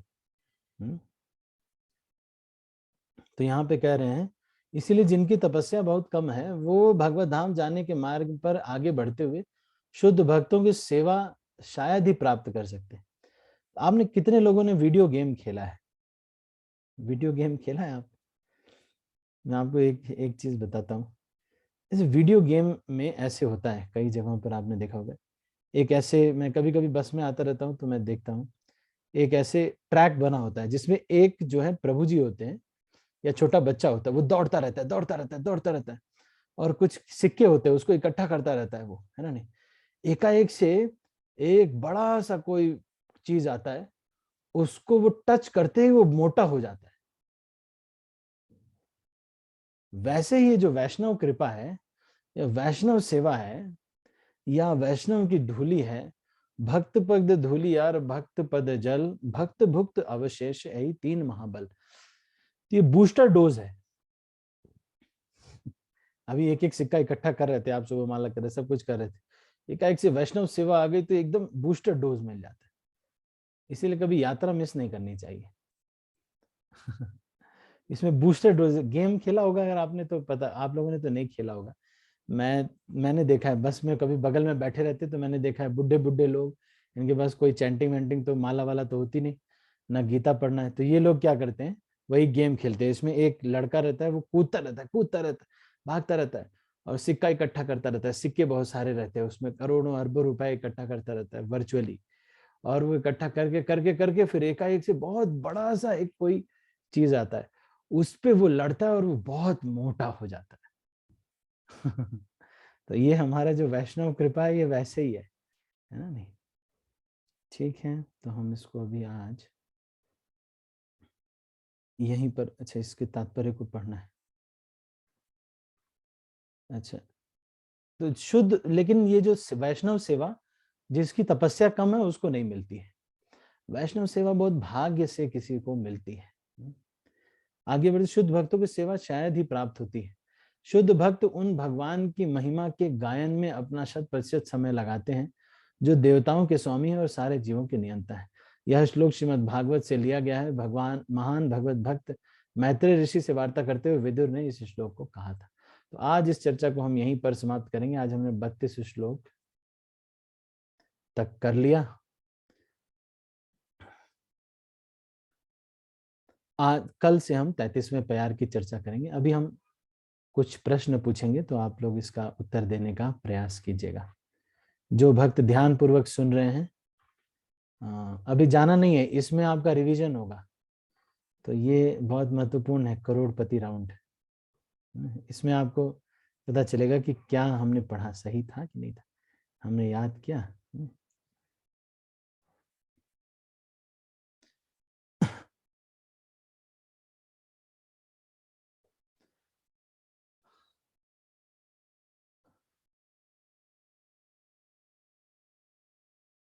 चलो, तो पहला मेरा प्रश्न है,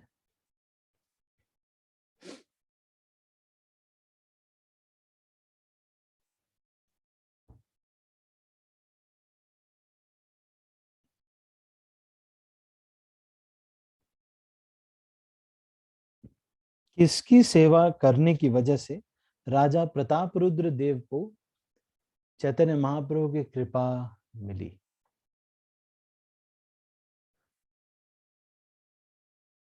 किसकी सेवा करने से, किसकी सेवा की, उसकी वजह से चैतन्य महाप्रभु की कृपा मिली? मेहुल प्रभु। हरे कृष्ण प्रभु जी, प्रणाम प्रभु जी। रामानुजाचार्य की उन्होंने उनको अपने उनको नौकरी ना करते हुए भी पेंशन भी दी, सैलरी भी पूरी दी और उनकी पूरा ध्यान रखा कि वो भगवान की सेवा में लग सके। तो हमारे एक वरिष्ठ ब्रह्मचारी हैं वहां पर, सुंदर गोपाल प्रभु, उन एल&टी में वो मैनेजर थे, एल&टी कंपनी में। 3.5 लाख रुपए उनकी सैलरी थी उस समय, 2003 की बात है। महीने की सैलरी थी। एयरपोर्ट बैंगलोर का उन्होंने बनाया है। तो सिविल इंजीनियर थे। तो जब वो नौकरी छोड़ने लगे तो लोग उनसे पूछते, भाई तुमको क्या चाहिए, इतनी अच्छी नौकरी है, इतनी अच्छा सब कुछ है, फिर भी छोड़ रहे हो? सब कुछ तो इतना अच्छा है, फिर भी छोड़ रहे हो? हमारे पूना मंदिर के वाइस प्रेसिडेंट है रेवतीपति प्रभु। वो रॉकस्टार थे, 10 पॉइंटर थे, 10 पॉइंटर थे अपने कॉलेज में, IIT खड़गपुर में। इतने बड़े बड़े बाल थे, रॉक स्टार, मतलब हीरो थे अपने कॉलेज के। और पहले दिन क्लास हुई, ये बताया गया कि जीवन का लक्ष्य है भगवान को प्राप्त करना, ऐसे ऐसे है। ऑल थ्रू 10 पॉइंटर थे। IIT में 10 पॉइंटर होना बहुत बड़ी बात है। 10 पॉइंटर मतलब 10 में से 10 नंबर, सारे एग्जाम में 10 में से 10 नंबर मिले, कोई भी सब्जेक्ट हो सब में पूरा 10 में से 10। और वो पहले दिन क्लास सुनी, एक क्लास सुनी, उसके बाद फिर बोलते एक बात बताओ, ज्वाइन कहाँ करना है, आपका मंदिर कहाँ ज्वाइन करना है? एक क्लास में ही वो सीधा बोलते कि बस डायरेक्ट एक बार में ही समझ में आ गया, इतने बुद्धिमान है, एक बार में समझ में आ गया कि कृष्ण की सेवा करनी है, बस क्लियर हो गया। ठीक है, तो ये प्रश्न हो गया।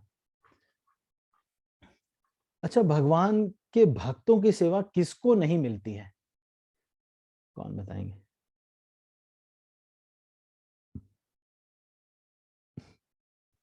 चारू गोपी माता जी। हरे कृष्णा प्रभु जी, दंडवत प्रणाम। प्रणाम। जिनकी तपस्या कम होती है, जो तपस्या नहीं करते, उन भक्तों को उनको भक्तों की सेवा नहीं मिलती। उनको भक्तों की सेवा नहीं मिलती।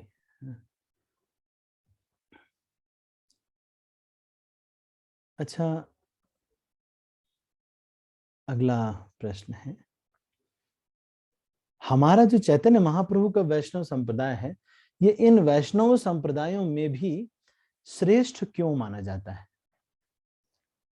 चैतन्य महाप्रभु का जो संप्रदाय है, ये बाकी संप्रदायों से भी श्रेष्ठ क्यों माना जाता है?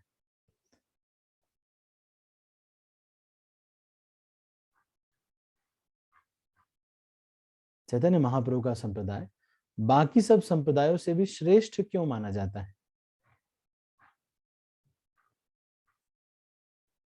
और कोई भक्त? और कोई भक्त? बस सब लोग ध्यानपूर्वक नहीं सुन रहे? यश अग्रवाल,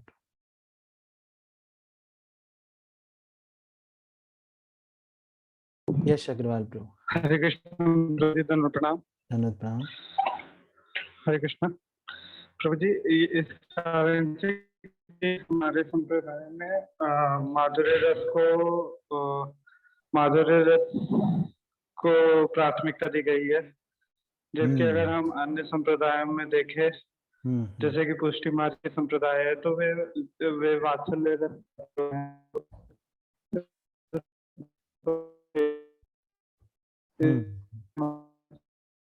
आपकी आवाज बहुत रुक के आ रही है।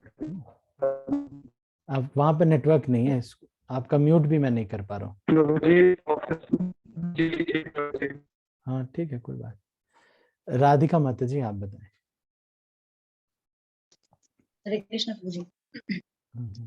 ये प्रभु जी सही बता रहे हैं, ऐसे कि शांत रस, दास्य रस और वात्सल्य रस यहाँ तक ही सीमित होते हैं। आगे जो रस है, जो सबसे उच्च रस बताया गया है, माधुर्य रस, राधा रानी को रिप्रेजेंट, राधा रानी का, तो वहां तक लेके जाता है। तो चैतन्य महाप्रभु का जो प्रेम है वो बहुत ही, कहते हैं, महावदान्य है चैतन्य महाप्रभु। इसीलिए ये जो प्रेम है ये हर एक जीव को प्रदान कर रहे हैं। हरे कृष्णा,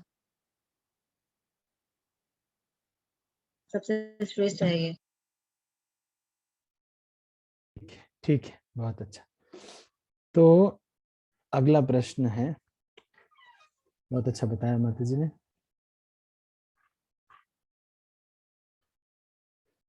शिव जी दुर्गा जी के प्रश्न का उत्तर ये देते हैं कि भगवान विष्णु की सेवा से भी बढ़कर है उन वैष्णवों की सेवा जो भगवान विष्णु से संबंधित है। तो ये कौन से शास्त्र में लिखा हुआ है ये श्लोक? कौन से शास्त्र में ये लिखा हुआ है? आराधनाम नाम सर्वेशाम विष्णु और आराधनम परम तस्मात् परतरम देवी तदिया नाम समर्चनम।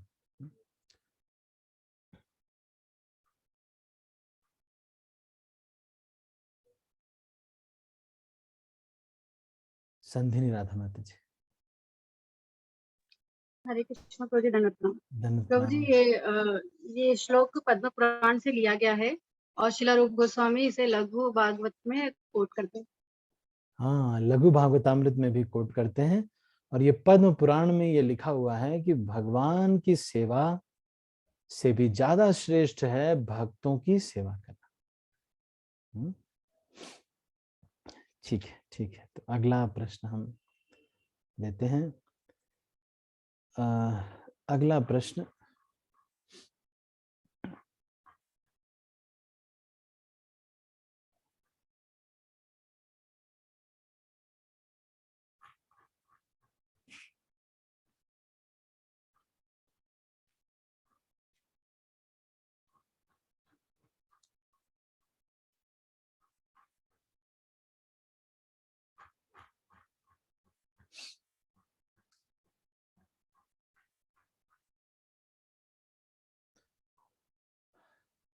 राजा प्रतापरुद्र की राजधानी कहां पर थी और बाद में उन्होंने कहां पर उसको शिफ्ट कर लिया, और ऐसा क्यों किया?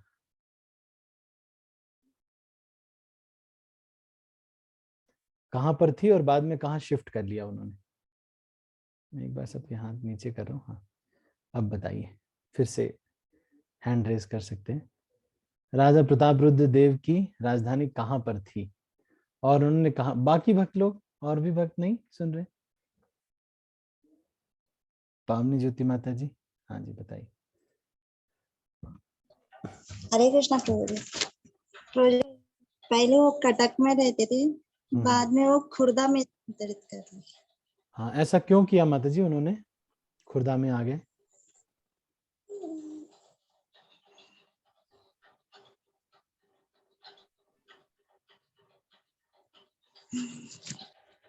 क्योंकि वहां से जगन्नाथपुरी पास है ना, बार बार दर्शन हो जाएंगे इसलिए। ठीक है, यस। ठीक है। अगला प्रश्न है,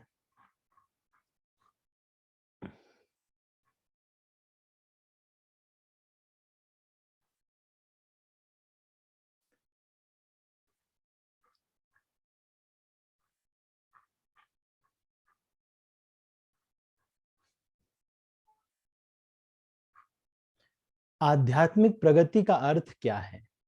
कौन बताएगा?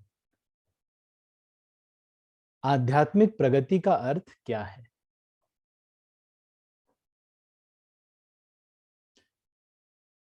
आध्यात्मिक प्रगति का अर्थ क्या है? आज आपने सुना है इसको, बाकी सब लोग भी बहुत ध्यानपूर्वक सुनना चाहिए, बहुत ध्यानपूर्वक सुनना चाहिए। अभी देखो कुछ ही लोग हैं जो गुड स्टूडेंट्स ही बस बोलते हैं, पावनी ज्योति माता जी, राधिका माता जी, मेहुल प्रभु, संध्या राधा माता जी।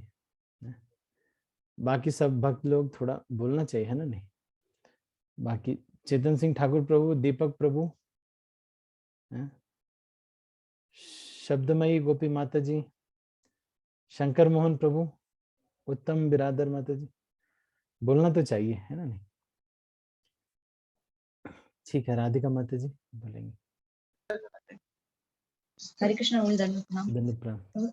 अधिक से अधिक भगवान की सेवा में लगना, उनका नाम लेना, और जैसे ही समय मिले और तो उसे हमें भगवान की के लिए श्रवण और बुक्स रीडिंग ये सब हमें करना चाहिए अधिक से अधिक समय, और वैष्णवों की सेवा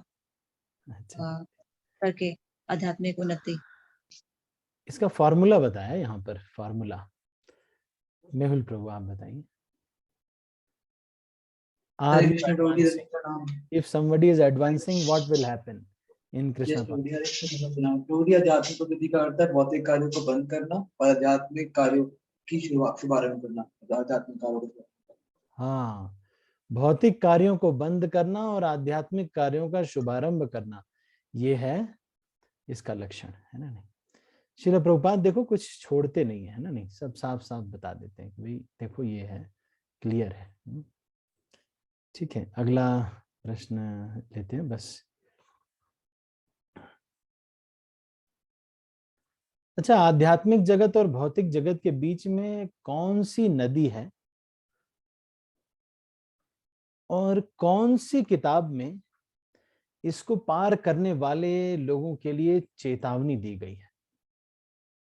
आध्यात्मिक जगत और भौतिक जगत में कौन सी नदी है इसके बीच में, और कौन से पुस्तक में इसको पार करने वाले लोगों के लिए चेतावनी दी गई है? ठीक है, देखते हैं अभी कौन बता पाता है। चारू गोपी माता जी।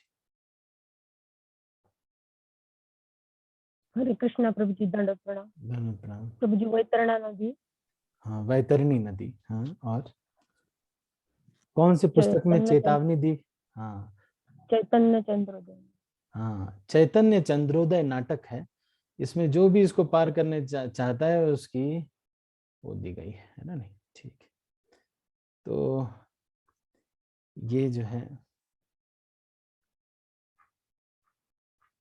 जब भी हम कोई प्रश्न करें, ये अंतिम प्रश्न है, जब भी हम कोई प्रश्न करें किसी से, तो यदि वो उपयुक्त ना हो या तो इसको हमें कैसे कहना चाहिए, और जवाब देने वाले को भी क्या ध्यान रखना चाहिए? कौन बताएगा? जब भी कोई प्रश्न करे, मान लो कोई ऐसी चीज है जो कि उपयुक्त नहीं है, तो फिर क्या करना चाहिए? हैंड रेज करेंगे।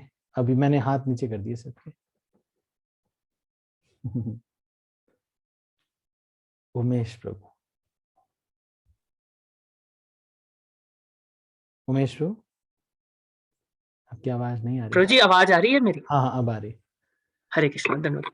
प्रभु जी, आपने बताया था कि जब भी हम कोई प्रश्न पूछे, अगर हमें लगता है कुछ हम अनुचित पूछने वाले हैं, तो हमें ऐसे स्टार्ट करना चाहिए कि प्रभु जी क्षमा करना, अगर मैं कुछ अनुचित सवाल करूं तो ऐसे बोल के स्टार्ट करना चाहिए।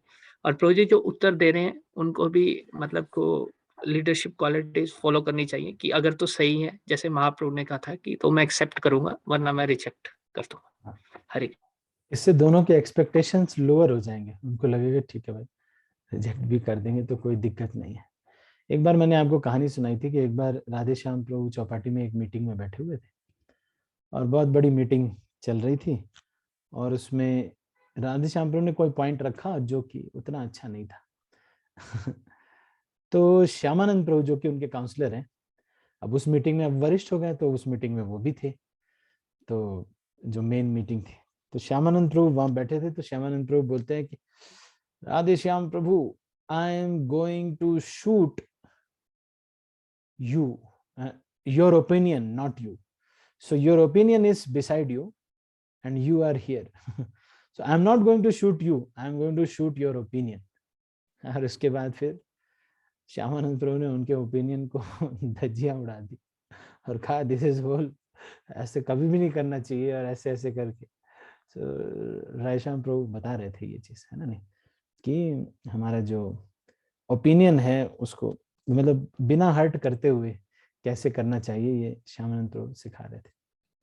ठीक है, तो अभी हम इसको यहीं पर क्लोज करते हैं। अब हम, आपके पास समय है, अगर कोई प्रश्न है तो हम ले सकते हैं।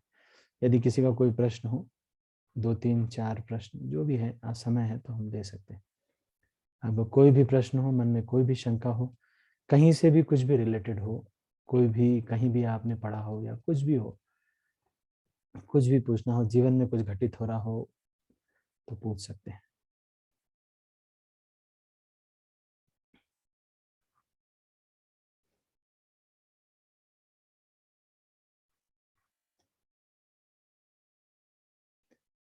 ठीक है, तो हम इसको अभी यहीं पर समाप्त करते हैं। आप सभी भक्तों का बहुत बहुत धन्यवाद। मैं सब भक्तों को अनम्यूट कर रहा हूँ, उसके बाद फिर इस मीटिंग को क्लोज कर रहा हूँ। हरे कृष्ण। हरे कृष्णा प्रभु जी, दंडवत प्रणाम। हरे कृष्णा प्रभु जी, दंडवत प्रणाम। हरे कृष्ण प्रभु जी, प्रणाम। प्रणाम।